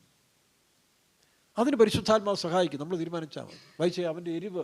അപ്പോൾ അവൻ്റെ ശിഷ്യന്മാർ നിന്റെ ആലയത്തെക്കുറിച്ചുള്ള എരിവ് എന്നെ തിന്നുകളയുന്നു. യോഹന്നാന്റെ സുവിശേഷം 2-ാം അധ്യായം 17 എരിവെന്ന് പറഞ്ഞ സീൽ, ഒരു വൈരാഗ്യം വേണം അല്ലേ? നമുക്കറിയാം, ഈ കഴിഞ്ഞ നെഹ്റു ട്രോഫി ഞങ്ങളുടെ നാട്ടിൽ നിന്നൊരു വള്ളക്കളിയാണ്. അപ്പോൾ ഒരുത്തരും എന്നോട് ചോദിച്ചു, എങ്ങനെയാണ് കഴിഞ്ഞ പ്രാവശ്യം അവരെ പരാജയപ്പെടുത്തി. അപ്പോൾ നമ്മുടെ നാട്ടുകാരനോട് ഞാൻ ചോദിച്ചു, കഴിഞ്ഞ പ്രാവശ്യം മൈലൂട്ട് സെക്കൻഡിലാണ് കൈനേരിക്കാരെ, നമ്മുടെ അയലോക്കാരാണ്, കൈനേരിക്കാരെ പൊള്ളാത്തുരുത്തി, അതിൻ്റെ ഇപ്പുറം എടമ്പലത്ത് 2 സ്ഥലമാണ്. ഞങ്ങളുടെ ചേന്നഗിരിയുടെ ഇടത്ത് പൊള്ളാത്തുരുത്തിയും വലത്ത് കൈനേരിയാണ്. ഇപ്പോൾ രണ്ടും നമുക്ക് അവിടെ ആളുണ്ട്. അപ്പോൾ പല പ്രാവശ്യവും പൊള്ളാത്തുരുത്തിക്കാർ ജയിച്ചെങ്കിലും ഈ പ്രാവശ്യം അവർ തീരുമാനിച്ചു, ഞങ്ങൾ ജയിക്കും. അവർ തീരുമാനിച്ചു. അതിനെന്ത് ചെയ്യുന്നു? 2 വള്ളക്കാരാണ്, UBCയും VBCയും. അപ്പോൾ ഫൈനൽ വന്നപ്പോൾ അവർക്ക് മനസ്സിലായ പൊള്ളാത്തുരുത്തി കൂടെ കടപിടിക്കണമെങ്കിൽ ലൂസേഴ്സ് ഫൈനലിലെ കപ്പ് ഉപേക്ഷിക്കണം. നോക്കണം, ലൂസേഴ്സ് ഫൈനലിലെ കപ്പ് എന്ന് പറഞ്ഞാൽ ഫൈനലിനോട് തൊട്ട് കിടക്കുന്നതാണ്. അവരെന്ത് ചെയ്തു? ആ UBCയിലെ കുറേ പ്രധാന തുടച്ചിക്കാരും ഈ VBC കയറി ശക്തരായിന്ന് സെക്കൻഡുകൊണ്ടാണ് ജയിച്ചത്. അങ്ങനെ VBC. അപ്പം നമുക്കൊരു വൈരാഗ്യം വേണം, തീരുമാനിക്കണം, ജയിച്ചേ ഒക്കൂ. പാപത്തോട് നമുക്കില്ല, നാട്ടുകാരോടല്ല, ജാതിക്കാരോടല്ല, പക്ഷേ പാപത്തോട് പോരാടി ജയിക്കണം. ആ തീരുമാനം. അതിനൊരു സീൽ. അതാണ് യേശു ക്രിസ്തു തൻ്റെ മറ്റൊരു കാര്യം നമുക്ക് ബൈബിളുണ്ടല്ലോ. സംഖ്യാപുസ്തകത്തിൽ നമ്മൾ കാണുമ്പോൾ അവിടെ ഇസ്രായേൽ ജനങ്ങൾ സിത്തീമിൽ പാളയിറങ്ങി മോവാബ്യ, അതായത് യോർദാൻ്റെ അടുത്ത് വന്നിരിക്കുകയാണ്. യോർദാൻ്റെ അടുത്തുള്ള മോവാബ്യ ദേശത്തിൽ പാളയിറങ്ങിയപ്പോൾ മോവാബ്യ സ്ത്രീകൾ നല്ല ഫാഷൻ പരേഡുകളുള്ളവരാണ്. പുരിയൊക്കെ പിടിച്ച് ഇന്നത്തെ ചില പെണ്ണുങ്ങളെപ്പോലെ ഹെയർ സ്റ്റൈലൊക്കെ ചെയ്ത്, പിന്നെ കവിളത്തോടെ ചായം പൂശി, ഇല്ലാത്ത മെനക്കേട് പണി ചെയ്ത്, അത്യാവശ്യം ഡ്രസ്സ് മാത്രം ഇട്ടുകൊണ്ട് ഫാഷൻ കാണിക്കുന്നൊരു ജാതിയാണ്. അപ്പോൾ പ്രവാചകൻ കള്ളപ്രവാചകൻ പറഞ്ഞു കൊടുത്ത്, നിങ്ങൾക്ക് ഈ ഭക്തിയൊന്നും ഉപേക്ഷിപ്പിക്കാൻ അവർ സാധിക്കില്ല. പക്ഷേ അവർക്കിതിനെയൊക്കെ വിളിച്ച് ആ സ്ത്രീകളൊക്കെ ആയിട്ട് പരിചയപ്പെടുത്തിയാൽ വിളിച്ച് പലപ്പോഴും ഒരു ചാപ്പാട് കൊടുക്കണം. ഞായറാഴ്ച ആരാധനയ്ക്ക് പോകാതിരിക്കാൻ നിങ്ങൾ മാമോദിസയ്ക്ക് വിളിച്ചു, അല്ലെങ്കിൽ മറ്റ് ഫംഗ്ഷൻ വിളിച്ചു. നല്ല ബിരിയാണി, നെയ് ബിരിയാണി, അല്ലെങ്കിൽ ചെമ്പ് ബിരിയാണി, എന്തോ തമ്പ് ബിരിയാണി, ഇതൊക്കെ ഉണ്ടല്ലോ, ഉണ്ടാക്കുന്ന ദിവസമാണെന്ന് അതിൻ്റെ മണം പിടിപ്പിച്ചുകൂടെ ഇവർ ചിലർ, എല്ലാവരും ഒന്നുമല്ല, ചില മണ്ടന്മാർ വരും. അങ്ങനെ കുറേ മണ്ടന്മാരിൽപ്പെട്ട ഒരുത്തിന് ഇവരുടെ വീട്ടിൽ പോയി ഊണും കഴിച്ച് മരുന്നും കഴിച്ച് സംസാരിച്ച് ഇങ്ങനെ ആത്മീയം കളഞ്ഞു പോയ കൂട്ടത്തിൽ പെണ്ണുങ്ങളുമായിട്ട് ബന്ധപ്പെടാൻ തുടങ്ങി. അങ്ങനെ ഒരുത്തിയെ വിളിച്ചുകൊണ്ട് പാളയത്തിൽ വന്നു. ഇസ്രായേൽ പാളയത്തിൽ വന്ന് ധൈര്യം നോക്കണം. ഈ പാപം ചെയ്യാൻ വലിയ ധൈര്യം. നിങ്ങൾ കണ്ടില്ലേ, തെറ്റായ കാര്യം ചെയ്യാൻ എന്തോ ഒരു ധൈര്യം ഈ സോഷ്യൽ മീഡിയയിലും കാണുന്നില്ലേ? കള്ളം പറയാൻ നേതാക്കന്മാർ പോലും എന്തോ ഒരു ധൈര്യം കാണിക്കുന്നത്. നമ്മുടെ സ്ഥലത്തില്ലേ, ഈ കാലത്തിലല്ലേ നേതാക്കന്മാർ എത്ര പൊട്ട കള്ളമായവന്മാർ പറയുന്നത്? എന്താ ധൈര്യമെന്ന് നോക്കി. അത് അവരിൽ വ്യാപരിക്കുന്ന ഈ ലോകത്തിൻ്റെ ശക്തിയാണ്, ഈ ലോകത്തിൻ്റെ ജ്ഞാനം. അപ്പം അങ്ങനെ വന്നപ്പോൾ മോശ വിറച്ചു പോയി. പാവം വല്യപ്പന്മാരെല്ലാം വിറച്ച് നിൽക്കുക. എന്നാ ചെയ്യാൻ, ഇനി എന്താ സംഭവിക്കാൻ പോകുന്നു? പക്ഷേ കൊച്ചുമകൻ, പണ്ട് പുരാണത്തിൽ പറയുന്ന പോലെ അഭിമന്യു ഉണ്ടായതുപോലെ ഒരാവേശം ഇല്ലേ. കുരുക്ഷേത്ര യുദ്ധത്തിൽ, ആ കഥ ഞാൻ വായിച്ചിട്ടുണ്ട്, കഥയാണെങ്കിലും കഥയിൽ കാര്യങ്ങളുണ്ട്. കുരുക്ഷേത്ര യുദ്ധത്തിൽ അപ്പന്മാരും ചേട്ടന്മാരും എല്ലാം വല്യപ്പമെല്ലാം ഭയന്ന് വിറച്ച് നിൽക്കുകയാണ്. അപ്പോൾ അഭിമന്യു ധൈര്യത്തായിട്ട് പത്മവ്യൂഹത്തെ ഭേദിച്ചുകൊണ്ട് അകത്തേക്ക് കയറി, ചതിവല കൊന്നുകളഞ്ഞ്. അവൻ്റെ ആ ധൈര്യം എന്ന് പറഞ്ഞ പോലെ പത്മവ്യൂഹത്തെ ഭേദിച്ചെന്ന അഭിമന്യാണ് ആ കുരുക്ഷേത്ര യുദ്ധത്തിലെ ഏറ്റവും വലിയ ഹീറോ, അർജുൻ്റെ മകനാണ്. അപ്പോൾ അവനോട് ചോദിച്ചു, നിനക്കെന്താണ് ഈ ധൈര്യം? നീ കൊച്ചു പയ്യനല്ലേ, നിനക്കിത് ജയിക്കുമോ?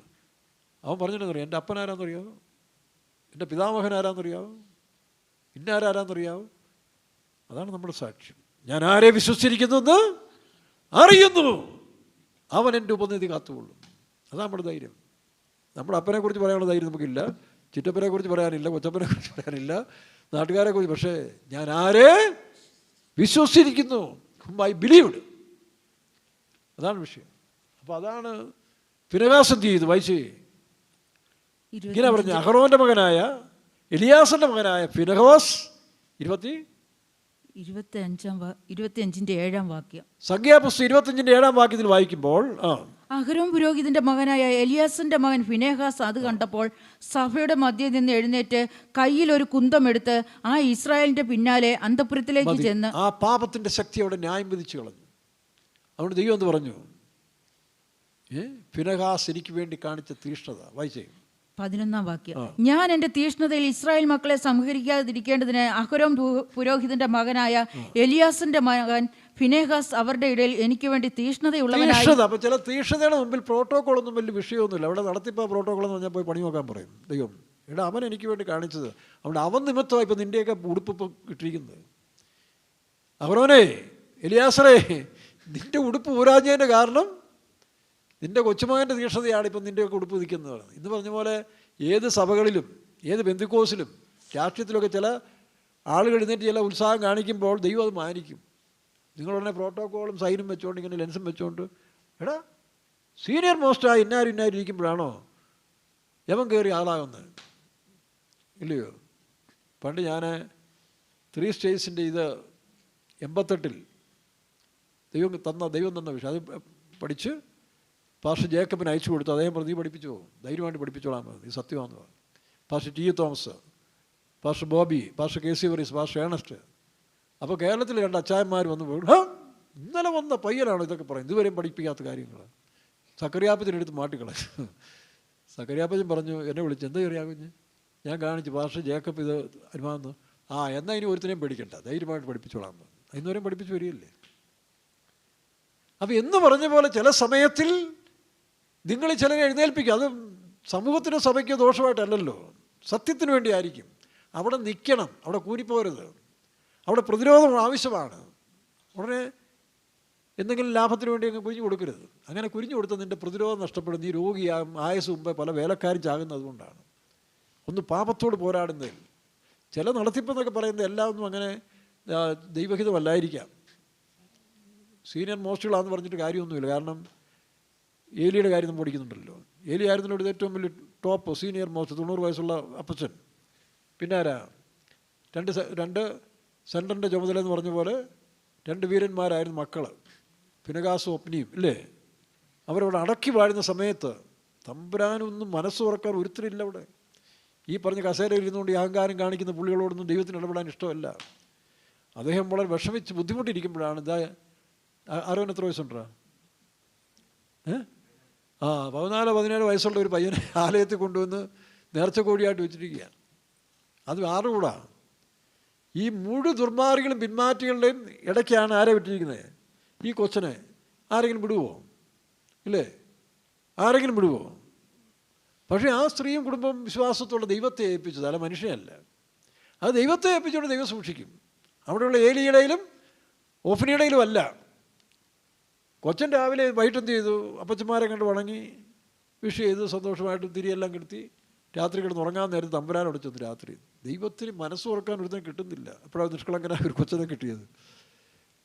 ഞാനൊക്കെ ഓർത്തു, എൻ്റെ ദൈവമേ, അവനന്നത് കേട്ട് പിന്മാറി ഓടിപ്പോയെന്ന് എന്ത് ചെയ്തന്നെ. അതുപോലുള്ള ഡയലോഗാണ് തമ്പുരാൻ പറഞ്ഞു കേൾപ്പിച്ചു. ആരെക്കുറിച്ച്? ഈ സീനിയർ മോസ്റ്റായ ഏലിയെക്കുറിച്ചും മക്കളെക്കുറിച്ചും വലിയ പോസ്റ്റിലിരിക്കുന്ന പുള്ളികളുടെ തെറ്റുകളല്ലേ കൊച്ചനോട് പറഞ്ഞു കൊടുക്കുക. ദൈവം പറഞ്ഞു കൊടുക്കുക. അപ്പോൾ ദൈവം പറഞ്ഞ ദൈവത്തിന് പരിഹാരമുണ്ട്. യവനെയൊക്കെ ഞാൻ നശിപ്പിച്ച് കളയും, ആ കുടുംബത്തിൽ ഒരുത്തിനെ ഞാൻ സേവിച്ചു. അതുപോലുള്ള അഹന്തയാണ്, ആ ദുർമാർഗമാണ് എന്നോട് ഇവന്മാരൊക്കെ ചെയ്തത്. സഭക്കാരൊക്കെ ഓർത്തോളം കേട്ടോ. രഹസ്യമായിട്ടും തന്ത്രപരമായിട്ടും ഗ്രൂപ്പ് കൂടി ചില പണിയൊക്കെ ഒപ്പിക്കുമ്പോൾ തമ്പുരാനോട് ലിസ്റ്റ് ഇടും. ചിലപ്പോൾ തലമുറ പോലും അനുഭവിക്കേണ്ടി വരും. ഇന്ന് വേലക്കാരെല്ലാം കിടന്നില്ല, ഇവിടെ കിടന്ന് മാന്യന്മാരായിട്ട് ജീവിക്കേണ്ടവനൊക്കെ പുറത്ത് പോയിട്ട് ഇപ്പോൾ കിടന്ന് തത്തരപുത്ര കളിക്കുക. ആ ഗതികേട് എനിക്ക് നിങ്ങൾക്ക് വരരുത്. സൂക്ഷിച്ചോണം. അവിടെ സീനിയോറിറ്റി പറഞ്ഞും അഹങ്കാരം പറയുന്ന വേലക്കാരും വിശ്വാസം സൂക്ഷിച്ചോണം. വൈകിട്ട് കർത്താവ് കൊച്ചനോട് സംസാരിക്കുക, എല്ലാ കാര്യം തുറന്നു. നിങ്ങൾ വായിച്ച 1 ശമൂവേൽ 2-3 അധ്യായം വായിച്ചാൽ മതി. 1 ശമൂവേൽ ചാപ്റ്റർ 2, 2 and 3 ഈ ചരിത്രം അതിനകത്തുണ്ട്. അപ്പോൾ സീനിയോറിറ്റിയും പ്രോട്ടോക്കോളും ചില സമയത്ത് തമ്പുരാൻ വിഷയമൊന്നുമല്ല. ആര് സത്യത്തിന് വേണ്ടി നിൽക്കുന്നു, അങ്ങനെ നിൽക്കുമ്പോൾ പല പ്രശ്നം ഉണ്ടാകുന്നേ. എല്ലാ കാലത്തും ഈ സത്യത്തിനെതിരായിട്ട് പുരോഹിതന്മാരും മഹാപുരോഹിതന്മാരും ശാസ്ത്രിമാരും ഗവൺമെൻറ്റും ഒക്കെ എതിരായിട്ട് നിന്നിട്ടുള്ളൂ. അപ്പോൾ അതെല്ലാം തരണം ചെയ്ത് പോകേണ്ട സമയമുണ്ട്. പരിശുദ്ധാത്മാവിൻ്റെ കറക്റ്റ് നടത്തിപ്പ് നമുക്കുണ്ടാണ്. തന്നിഷ്ടം കാണിക്കരുത്, അഹങ്കാരം കാണിക്കരുത്. പരിശുദ്ധാത്മാവിനോട് ചേർന്ന് പോകാമെങ്കിൽ അവർ വിജയമാക്കി തരും. എൻ്റെ അനുഭവത്തിൽ എനിക്കത് സാക്ഷിയുണ്ട്. അതുകൊണ്ടാണ് പറയുന്നത്. പല സ്ഥലത്തുണ്ടായ പ്രതികൂല സാഹചര്യങ്ങൾ ഇതിനകത്തുനിന്ന് തന്നെ വന്നപ്പോഴും നിസ്സാരമായിട്ടതൊക്കെ തരണം ചെയ്യാൻ ദൈവം എന്നെ സഹായിക്കും. ഈ അടുത്ത സമയത്ത് ഞാൻ പറഞ്ഞില്ല, ഒരു സംഭവം ഉണ്ടായല്ലോ. കഴിഞ്ഞ ദിവസം ഇന്നലെ നമ്മുടെ രാജു ബ്രദർ അവിടെ ഒരു പൈപ്പ് നന്നാക്കിക്കൊണ്ടിരിക്കും മേളിൽ. അതാ 3-ാം നിലയുടെ നമ്മുടെ ടാങ്കിൻ്റെ മേളിൽ. എനിക്കൊരു കാര്യമുണ്ട്, ഒരു പണി തീർക്കണമെന്ന് ചോദിച്ചാൽ അപ്പോൾ തീർത്തോണം, പിന്നെ ബാക്കി ഇടരുത്. അങ്ങനെ ഒരു സ്പിരിറ്റുണ്ട്. അപ്പോൾ രാജു ബ്രദറിൻ്റെ പകുതി പണി ചെയ്തപ്പോൾ എനിക്ക് മനസ്സിൽ ഇനി ശകലങ്ങളുണ്ട്. അത് ഞാൻ പറഞ്ഞില്ല പുള്ളിയോട്. അപ്പോൾ ഞാൻ തന്നെ ആ ഓസ് ഫിറ്റ് ചെയ്യാൻ വേണ്ടി, അതും രാവിലെ വെറും വയറ്റിലും ക്ഷീണമൊക്കെ ആയിട്ട് രാത്രി ഉറക്കമില്ലായിരുന്നു. എന്നാലും തീർക്കണമെന്ന് ദൈവം തീർക്കുന്ന ഒരു ആത്മാവാണ്. ഞാൻ കയറി, എന്തോ ഒരു പോരാട്ടം തുടങ്ങി. ഞാൻ കയറി ആ ടാങ്കിൻ്റെ അവിടെ ഇരുന്നുകൊണ്ട്, ഇത്രയും 1.5 അടിയല്ലേ ഉള്ളൂ, അവിടെ ഇരുന്നുകൊണ്ട് ഇങ്ങനെ ആയിരുന്ന സമയത്തിൽ പെട്ടെന്നൊരു കറുത്ത അന്തരീക്ഷം, ഒരു ക്ലൗഡി അന്തരീക്ഷം വന്നു. സാത്താൻ എന്നോട് സംസാരിച്ചു, നിന്നെ ഞാനിപ്പോൾ തള്ളി താഴെയിട്ട് കൊന്നുകളയെന്ന് പറഞ്ഞു. നീ എൻ്റെ ശത്രുവാന്ന് പറഞ്ഞു. എനിക്കൊരു നിമിഷം എന്താ സംഭവിച്ചത് എനിക്കറിയില്ല. പക്ഷേ ഒരു അദൃശ്യകരം, ദൈവത്തിൻ്റെ ആത്മാവിനെ പൊക്കി താഴെ കൊണ്ട് നിർത്തി. അപ്പോൾ ഇതാണ് ദൈവത്തിൻ്റെ കരം. പണ്ടും ഒരിക്കൽ ഞാനിങ്ങനെ ഒരു ചെറിയൊരു ഗിഡ്നസ് പോലെ മയങ്ങി, ഇതിൻ്റെ പുറത്തും താഴെ വീണില്ല. കാലൊക്കെ ഒടിഞ്ഞു പോകേണ്ടതാണ്, തമ്പുരാൻ സൂക്ഷിച്ചു. അപ്പോൾ ഈ അന്ധകാര ശക്തികൾ നമ്മളെ പല വിധത്തിൽ നശിപ്പിക്കാൻ ശ്രമിക്കും. പക്ഷെ നമ്മുടെ ധൈര്യം, നിങ്ങളിലുള്ളവൻ ലോകത്തുള്ളവനേക്കാൾ വലിയവൻ. ചിലപ്പോൾ സമയമായെങ്കിൽ ചിലപ്പോൾ അങ്ങനെ മരിച്ചാലും കുഴപ്പമൊന്നുമില്ല. എങ്ങനെയാലും മരിച്ചു, അത് സംബന്ധിച്ചു. പക്ഷേ ദൈവത്തിൻ്റെ സമയമായില്ല. അപ്പോൾ ആ അനുഭവത്തിൽ ദൈവം സൂക്ഷിച്ചു. അപ്പോൾ ഇനി കുറച്ച് കാലം കൊണ്ടുണ്ടെന്ന് അതിൻ്റെ അർത്ഥം. അല്ല, അതോടെ തീർന്ന സമയമായിരുന്നെങ്കിൽ ചിലപ്പോൾ തീർന്നേനെ. ദൈവം യേശുവിനെ വിട്ടുകൊടുത്തില്ലേ? യേശുവിനെ അവസാനം ലോകമനുഷ്യൻ്റെ വിട്ടുകൊടുത്ത പോലെ ചിലപ്പം ആക്സിഡൻറ്റിലോ കെട്ടിടത്തിലും വെളിയിൽ അങ്ങനെ വീണാലും പോകുമ്പോൾ എന്ത് ചെയ്യണം? ഒടുക്കം നന്നായിരിക്കണം. ഏതാ എങ്ങനെ മരിക്കുന്നു, എങ്ങനെ അടക്കുന്നു എന്നുള്ളതല്ല. പണ്ട് ഞങ്ങളുടെ നാട്ടിലൊരു അച്ചായൻ മരിച്ചപ്പം മക്കൾ പറഞ്ഞു, അയ്യോ എന്നാ അടക്കമായിരുന്നു ഞങ്ങൾ അപ്പച്ചൻ്റെ. സ്വർണ്ണക്കുരിശ്, വെള്ളിക്കുരിശ്, മറ്റേ പിച്ചളക്കുരിശ്, 13 അച്ഛന്മാർ, 20ഓളം കന്യാസ്ത്രീകളെ. പക്ഷേ അടുത്ത ദിവസം അച്ഛൻ പറഞ്ഞു, ഒപ്പീസ് ഇല്ലാഞ്ഞെന്ന് പറഞ്ഞു. കപ്പയാട് പറഞ്ഞു, ഇവൻ എത്ര ഒപ്പീസ് ചെയ്താലും ഗുണമൊന്നുമില്ല, കാരണം ഇവൻ ജീവിച്ചപ്പോൾ ദൈവത്തിൻ്റെ വിരോധിയായിരുന്നു. അത് ഓർത്തോണം. അപ്പം അടക്കമല്ല വിഷയം, ഒടുക്കം നന്നായിരിക്കണം. ദൈവത്തിന് സ്തോത്രം. അപ്പോൾ പാപത്തോട് പോരാടുന്നതിൽ പ്രാണത്യാഗത്തോളം എതിർത്ത് നിൽക്കണം. അതുമാത്രമല്ല, നമ്മുടെ ജീവിതത്തിൽ നമുക്കെതിരായി പ്രവർത്തിക്കുന്നവർ ക്ഷമിക്കുന്ന ഒരു സ്പിരിറ്റ് ഉണ്ടായിരിക്കും. അതാണ് നമുക്കിവിടെ കണ്ടത്. ഏതാ അരിസോണയിൽ ആ മെമ്മോറിയൽ സർവീസിൽ കണ്ട ഏറ്റവും വലിയ വിഷയം. കത്തോലിക്കാ സഭയുടെ ചങ്ങനാശ്ശേരി ബിഷപ്പ് തോമസ് തറയിൽ അദ്ദേഹം പറഞ്ഞതാണ്, ഈ നൂറ്റാണ്ടിൽ കണ്ട ഏറ്റവും വലിയ സുവിശേഷ മഹായകവും ആ സുവിശേഷത്തിൽ പ്രഖ്യാപിച്ച യേശുക്രിസ്തുവിൻ്റെ വചനവും ചാർലി കാർക്കിൻ്റെ ക്രിക്കിൻ്റെ ഭാര്യ എറീക്ക ക്രിക്കിൽ നിന്നാണ് വെളിപ്പെട്ടെന്ന് പറഞ്ഞത്. എല്ലാവരും സുവിശേഷം പറഞ്ഞെങ്കിലും ഒരു പടി മേളിൽ എറീക്ക ക്രിക്കിൻ്റെ സുവിശേഷമാണ് അവിടെ കൂടുതൽ വെളിപ്പെട്ടത്. എന്തായിരുന്നു? തൻ്റെ ഭർത്താവിനെ കൊന്നതായ ഘാതകന് റോബിൻസന് അവൾ ഹൃദയപൂർവ്വം ക്ഷമിച്ചു കൊടുത്തു. ഫാദർ, യേശു പറഞ്ഞ പോലെ, ഫാദർ ഫോർഗീവ് ദം. അവർ ചെയ്യുന്നത് അറിയായാൽ അവരറിയുന്നില്ല. എന്നിട്ട് ട്രംപിനോട് ആ സഹോദരി പറഞ്ഞു, അതിനെ തൂക്കിക്കൊള്ളല്ലേ, അവനോട് പ്രാർത്ഥിക്കാം, അവൻ യഥാസ്ഥാനപ്പെടും എന്ന് പക്ഷപാതവും ചെയ്തു. നോക്കട്ടെ, യേശു ക്രൂശിൽ കിടന്ന് പക്ഷപാതം ചെയ്ത പോലെ എറീക്ക ക്രിക്ക് അവന് ക്ഷമിച്ചു കൊടുത്ത് അവൻ്റെ ജീവന് വേണ്ടി പക്ഷപാതം ചെയ്തു. അമേരിക്കയിൽ തന്നെ രണ്ടു പേര് വിളിച്ചിട്ട് പറഞ്ഞു, പക്ഷേ ഈ സംഭവത്തോടു കൂടി ചില ആളുകൾ കൺഫസ് ചെയ്തിരിക്കുകയാണ്. ഇപ്പം തൻ്റെ അപ്പനെ കാറിടിച്ച് കൊന്ന ഒരു മനുഷ്യനെ കൊല്ലാൻ തന്നെ പ്ലാനിട്ടുകൊണ്ടിരുന്ന ഒരുത്തൻ ഏറ്റു പറഞ്ഞു, എറീക്ക ക്രിക്കിൻ്റെ സാക്ഷ്യം എൻ്റെ ജീവിതത്തെയും മാറ്റിമറിച്ചു, ഞാൻ അവനോട് ക്ഷമിച്ചു കൊടുത്തിരിക്കുന്നു. അങ്ങനെ 3-4 പേര് ഈ സാക്ഷ്യം കേട്ടിട്ട് എതിരാളിയെ ഉയർത്താൻ നടന്നവർ ക്ഷമിച്ചു കൊടുത്തു. അപ്പോൾ ക്ഷമിക്കുന്ന സ്നേഹം നോക്കണം, അതാണ് ക്രിസ്തു കാൽവരിയിൽ ആ സുവിശേഷം നോക്കി ഒറ്റ ദിവസം കൊണ്ട് മുഴുവൻ ലോകത്തിലും തൻ്റെ ഭർത്താവിനെ ദൈവത്തിന് കൊടുത്തപ്പോൾ, അല്ലെങ്കിൽ ഭർത്താവ് ദൈവസന്നിധിയിൽ ചേർന്നപ്പോൾ, തൻ്റെ സുവിശേഷം കൊണ്ട് മുഴുവൻ ലോകത്തെയും മാറ്റിമറിക്കാനിടയായി. ക്ഷമിച്ചു കൊടുത്തു. അപ്പം ക്ഷമിക്കുന്ന സ്നേഹം. രണ്ടാമത് എന്ത് ചെയ്യുന്നു? പ്രാണത്യാഗത്തോളം എതിർത്ത് നിൽക്കുക, സാത്താനോട് എതിർത്ത് നിൽക്കുക. ക്രിക്ക് തൻ്റെ അവസാനം വരെയും ലോകത്തോടും പാപത്തോടും സാത്താനോട് എതിർത്ത് നിന്ന് തൻ്റെ ജീവിതം കർത്താവിലേക്ക് മാറിപ്പോയി. ഇത് പറയുമ്പോഴാണ് എൻ്റെ ചെറുപ്പത്തിൽ ഞാൻ സൺഡേ സ്കൂൾ പഠിച്ചുകൊണ്ടിരിക്കുന്ന സമയത്ത് എനിക്ക്, അപ്പോൾ അവിടെയൊക്കെ നിങ്ങളുടെ സമുദായത്തിൽ ഓരോ വർഷം സൺഡേ സ്കൂൾ പഠിച്ചു കഴിയുമ്പോൾ പുസ്തകങ്ങളാണ് തരുന്നത്. ചെറിയ ചെറിയ നല്ല പുസ്തകങ്ങൾ തരും. അന്ന് ജീവിച്ചിരുന്ന വിശുദ്ധന്മാരും വിശുദ്ധമതികളുമായ നല്ല സുവിശേഷ പ്രവർത്തകരും പുസ്തകങ്ങളാണ് തരുന്നത്. അതുകൊണ്ട് നമ്മളിവിടെയും ഞാൻ എല്ലാ സ്ഥലത്തും പുസ്തകങ്ങൾ വിതരണം ചെയ്യുന്നത്. സൺഡേ സ്കൂൾ ഒരു ഇതായിട്ട് എടുക്കണം.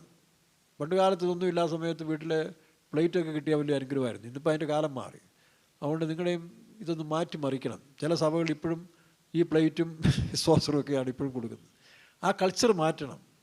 നിങ്ങൾ കുഞ്ഞുങ്ങൾക്ക് നല്ല പുസ്തകങ്ങൾ വായിച്ചു കൊടുക്കുക. ഞാൻ 35-40 വർഷം കൂടി ഇരിക്കുന്ന മുമ്പ് നിങ്ങളറിയാമല്ലോ, ഈ കുമണി തന്നെയും വാർഷികം നടക്കുമ്പോഴേ അല്ലെങ്കിൽ തന്നെയും പരദേശി മോക്ഷയാത്ര എന്ന് പറഞ്ഞ പുസ്തകം, അങ്ങനെ കുറേ നല്ല പുസ്തകങ്ങൾ, സാധു സുന്ദർ സിംഗ് എല്ലാം വിതരണം ചെയ്യും. ഇപ്പോൾ നമ്മൾ പ്രിൻ്റ് ചെയ്തേ അടിച്ചു കൊടുക്കുകയാണ്, സാമുവൽ മോറിസും മറ്റു പുസ്തകങ്ങളും. അങ്ങനെ നിങ്ങൾ വിശ്വാസികളും അയൽവക്കാർക്കൊരു പുസ്തകം വായിച്ചുകൂടെ? മനസ്സിലാകുന്നത്. ബർത്ത്ഡേയിൽ അവർ കേക്ക് കൊടുക്കത്തില്ലേ? നിങ്ങൾ കേക്ക് കൊടുക്കണ്ട. നിങ്ങളെന്ത് ചെയ്തു? മെഴുകുതിരി ഊതി കെടുത്താൻ പോകണ്ട. അവരുടെ ഹൃദയത്തിൽ വെളിച്ചം കൊടുക്കേ. ഈ സാമുവൽ മോറിസ് മറ്റു പുസ്തകങ്ങൾ, ട്രാക്റ്റുകൾ ചുമ്മാ കൊടുക്കേ, ആർക്കെങ്കിലും പ്രയോജനപ്പെടും. അങ്ങനെ ഒരു നല്ല കാര്യങ്ങൾ നിങ്ങൾ ചെയ്യേ. സൺഡേ സ്കൂളിൽ നിങ്ങൾ വാർഷികത്തിന് ചെയ്യുമ്പോൾ ഈ വോട്ട് പാത്രം കൊടുത്തിട്ട് കാലം കഴിഞ്ഞു, വൃത്തികേടെല്ലാം കാണിക്കാതെ നല്ല ബുക്കുകളൊക്കെ വായിച്ച്, നമ്മുടെ മദ്രാസിൽ അടയാളം എന്തുമാത്രം നല്ല ബുക്സുകൾ അടിച്ചു വെച്ചിട്ടുണ്ട്. ഏതാ? പാസ്റ്റർ ടി തോമസിൻ്റെ, ജോസഫിൻ്റെ ചരിത്രം, ദാനിയലിൻ്റെ ചരിത്രം എന്ന് വേണ്ട ഇഷ്ടംപോലെ നല്ല ബുക്കുകൾ. അതൊക്കെ കാശ് കൊടുത്ത് വാങ്ങിച്ചിട്ട് കൊടുക്കുക. ഇതെല്ലാം കാശ് വാങ്ങിച്ചിട്ട് സമ്പാദിച്ച് പിള്ളേരെ നശിപ്പിക്കാതെ. ഇപ്പോൾ എവിടെ പോകുന്നു പിള്ളേരെല്ലാം? തലയിരിഞ്ഞ് പോകുമല്ലേ? എല്ലാം ഇങ്ങനെ പിശുക്കി ദൈവത്തിന് കൊടുക്കത്തില്ല, വേലയ്ക്ക് കൊടുക്കത്തില്ല, അല്ലെങ്കിൽ സുവിശേഷത്തിനും അറിയിക്കത്തില്ല. ഇങ്ങനെ ഞെരുക്കി ഉണ്ടാക്കി വരും. പിള്ളേർ വളരുമ്പോഴെല്ലാം ദുർമാർഗങ്ങളായി പോകും. അതുകൊണ്ട് നിങ്ങൾ സുവിശേഷത്തിന് വേണ്ടി ചിലവഴിക്കേ. 10 ട്രാക്റ്റ് അടിച്ചു കൊടുക്കുക, അല്ലെങ്കിൽ 10 പുസ്തകങ്ങൾ വാങ്ങിച്ചു കൊടുക്കുക, ബൈബിൾ വാങ്ങിച്ചു കൊടുക്കേ. ഇതൊക്കെ ചെയ്യുമ്പോഴാണ് ദേശത്തിൽ സുവിശേഷം പ്രവർത്തിക്കുന്നത്. ഇനിയെങ്കിലും നിങ്ങൾ ഈ വൃത്തികേട് കാണിക്കാതെ. ഏതാ? സൺഡേ സ്കൂൾ വാർഷികം കഴിയുമ്പോൾ വോട്ട് മാത്രം വാങ്ങിച്ചു കൊടുക്കുക. അത് വേണമെങ്കിൽ എന്തെങ്കിലും പ്രയോജനമുള്ളത് കൊടുത്തു അതിൻ്റെ കൂടെ. ഇപ്പം നമ്മളിവിടെ ചിലപ്പോൾ ചില ഇത് കൊടുക്കത്തില്ലേ, അതിൻ്റെ കൂടെ ആയിരിക്കണം. പക്ഷേ മെയിൻ ഡിഷ് നല്ല ബുക്കുകൾ. അങ്ങനെ ഞാൻ 9ാം ക്ലാസ്സിലോ 10ാം ക്ലാസ്സിലോ സൺഡേ സ്കൂൾ പഠിക്കുമ്പോൾ എല്ലാ വർഷവും പുസ്തകം കിട്ടും. ഞാനിതിവിടെ വായിക്കും.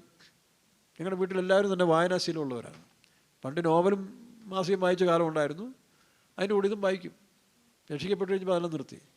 അങ്ങനെ വായിച്ച കൂട്ടത്തിൽ ഫാദർ ഡാമിയന്, പലരുടെയും, Ignatius Loyola, Francis Assisi, Martin Luther, ഇങ്ങനെയുള്ള ചെറിയ ബുക്സുകളൊക്കെ നമ്മൾ കിട്ടാൻ തുടങ്ങി. ഈ പറഞ്ഞ പോലെ D.L. മൂഡിയുടെ അതൊക്കെ പിന്നീട്. അപ്പോൾ ആ കൂട്ടത്തിൽ ഒരു മരിയ ഗുരേത്തി എന്ന് പറഞ്ഞൊരു പെൺകുട്ടിയുടെ പുസ്തകം കിട്ടി.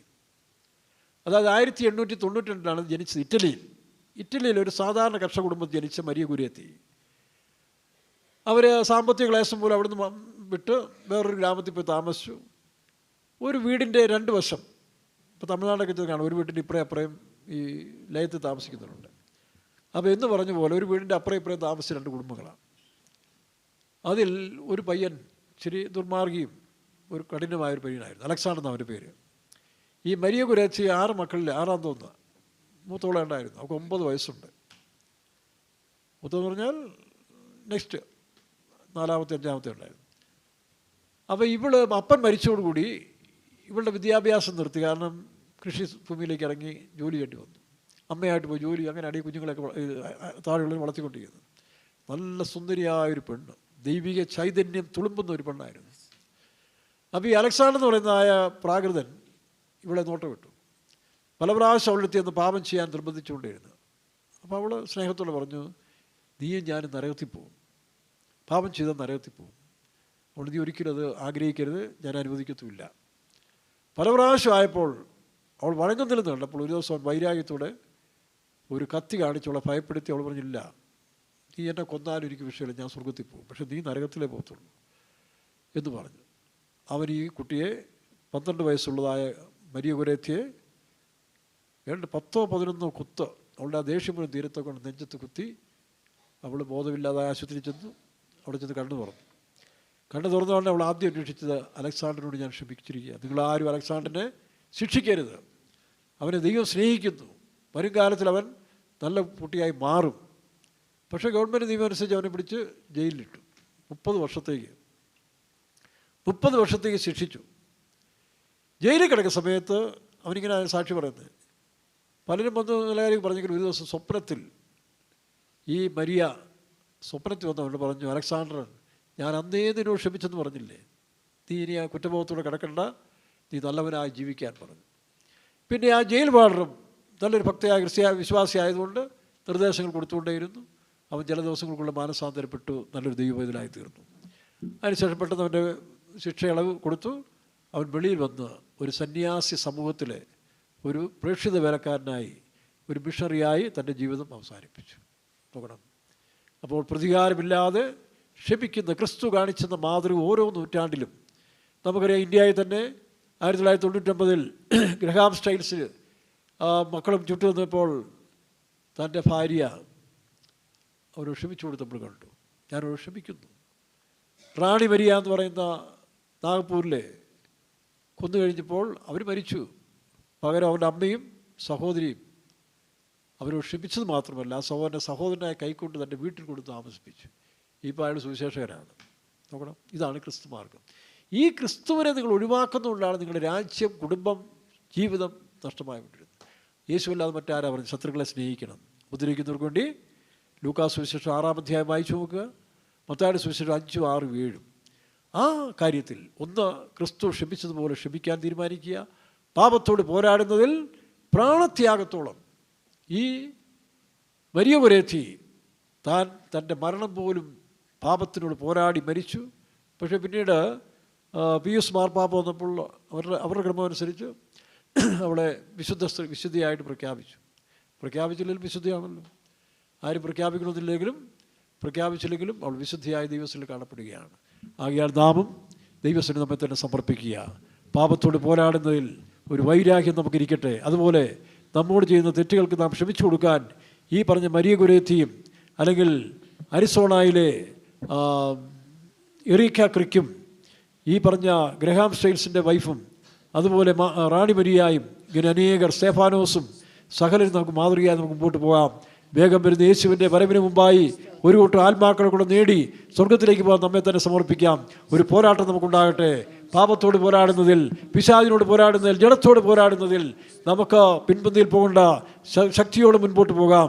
പാട്ടുകാരൻ പാടുന്ന പോലെ, പോരാടുന്നു ഞാൻ ധൈര്യമാ വിശ്വാസം കാത്തുകൊണ്ട്, പോരാടുന്നു ഞാൻ ധൈര്യമാ വിശ്വാസം കാത്തുകൊണ്ട്, ജീവനിൽ വാഴുവാൻ ഞാൻ നിന്നിടുമേ നിന്റെ മുൻപിൽ, ജീവനിൽ വാഴുവാൻ ഞാൻ നിന്നിടുമേ വിശുദ്ധരോട് തന്നെ, പോരാടുന്നു ഞാൻ ധൈര്യമാ വിശ്വാസം കാത്തുകൊണ്ട്, പോരാടുന്നു ഞാൻ ധൈര്യമാ വിശ്വാസം കാത്തുകൊണ്ട്, ജീവനിൽ വാഴുവാൻ ഞാൻ നിന്നിടുമേ നിന്റെ മുൻപിൽ ജീവനിൽ വാഴുവാൻ ഞാൻ നിന്നിടുമേ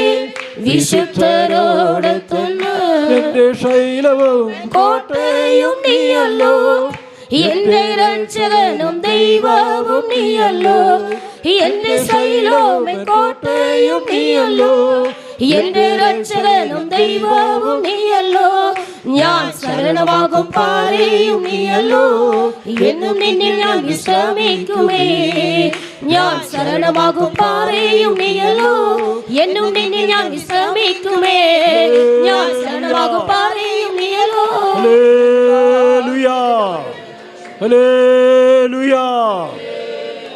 നമുക്ക് സ്തോത്രം ചെയ്യാം. സ്തോത്രം സ്തോത്രം സ്തോത്രം സ്തോത്രം സ്തോത്രം. എല്ലാ മഹത്വവും കർത്താവിനോടുത്ത് സ്തോത്രം ചെയ്യാം. വിശ്വാസത്തിന് നല്ല പോർ പൊരുതി ജീവിപ്പാൻ ഇടയാക്കുന്നതിനായി സ്തോത്രം ചെയ്യാം. പ്രാർത്ഥിക്കുക.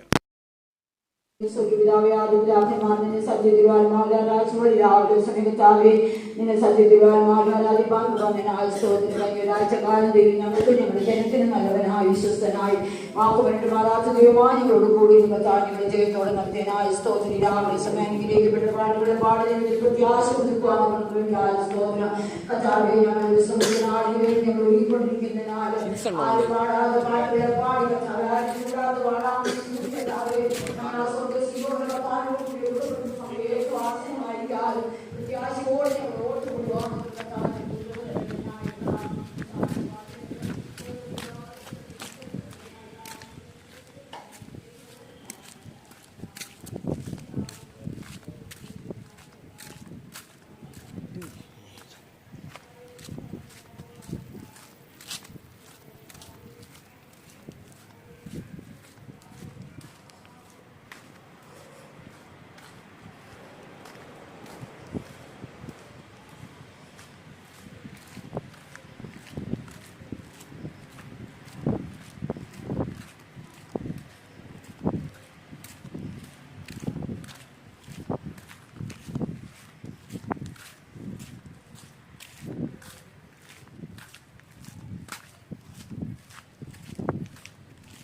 ചേട്ടാ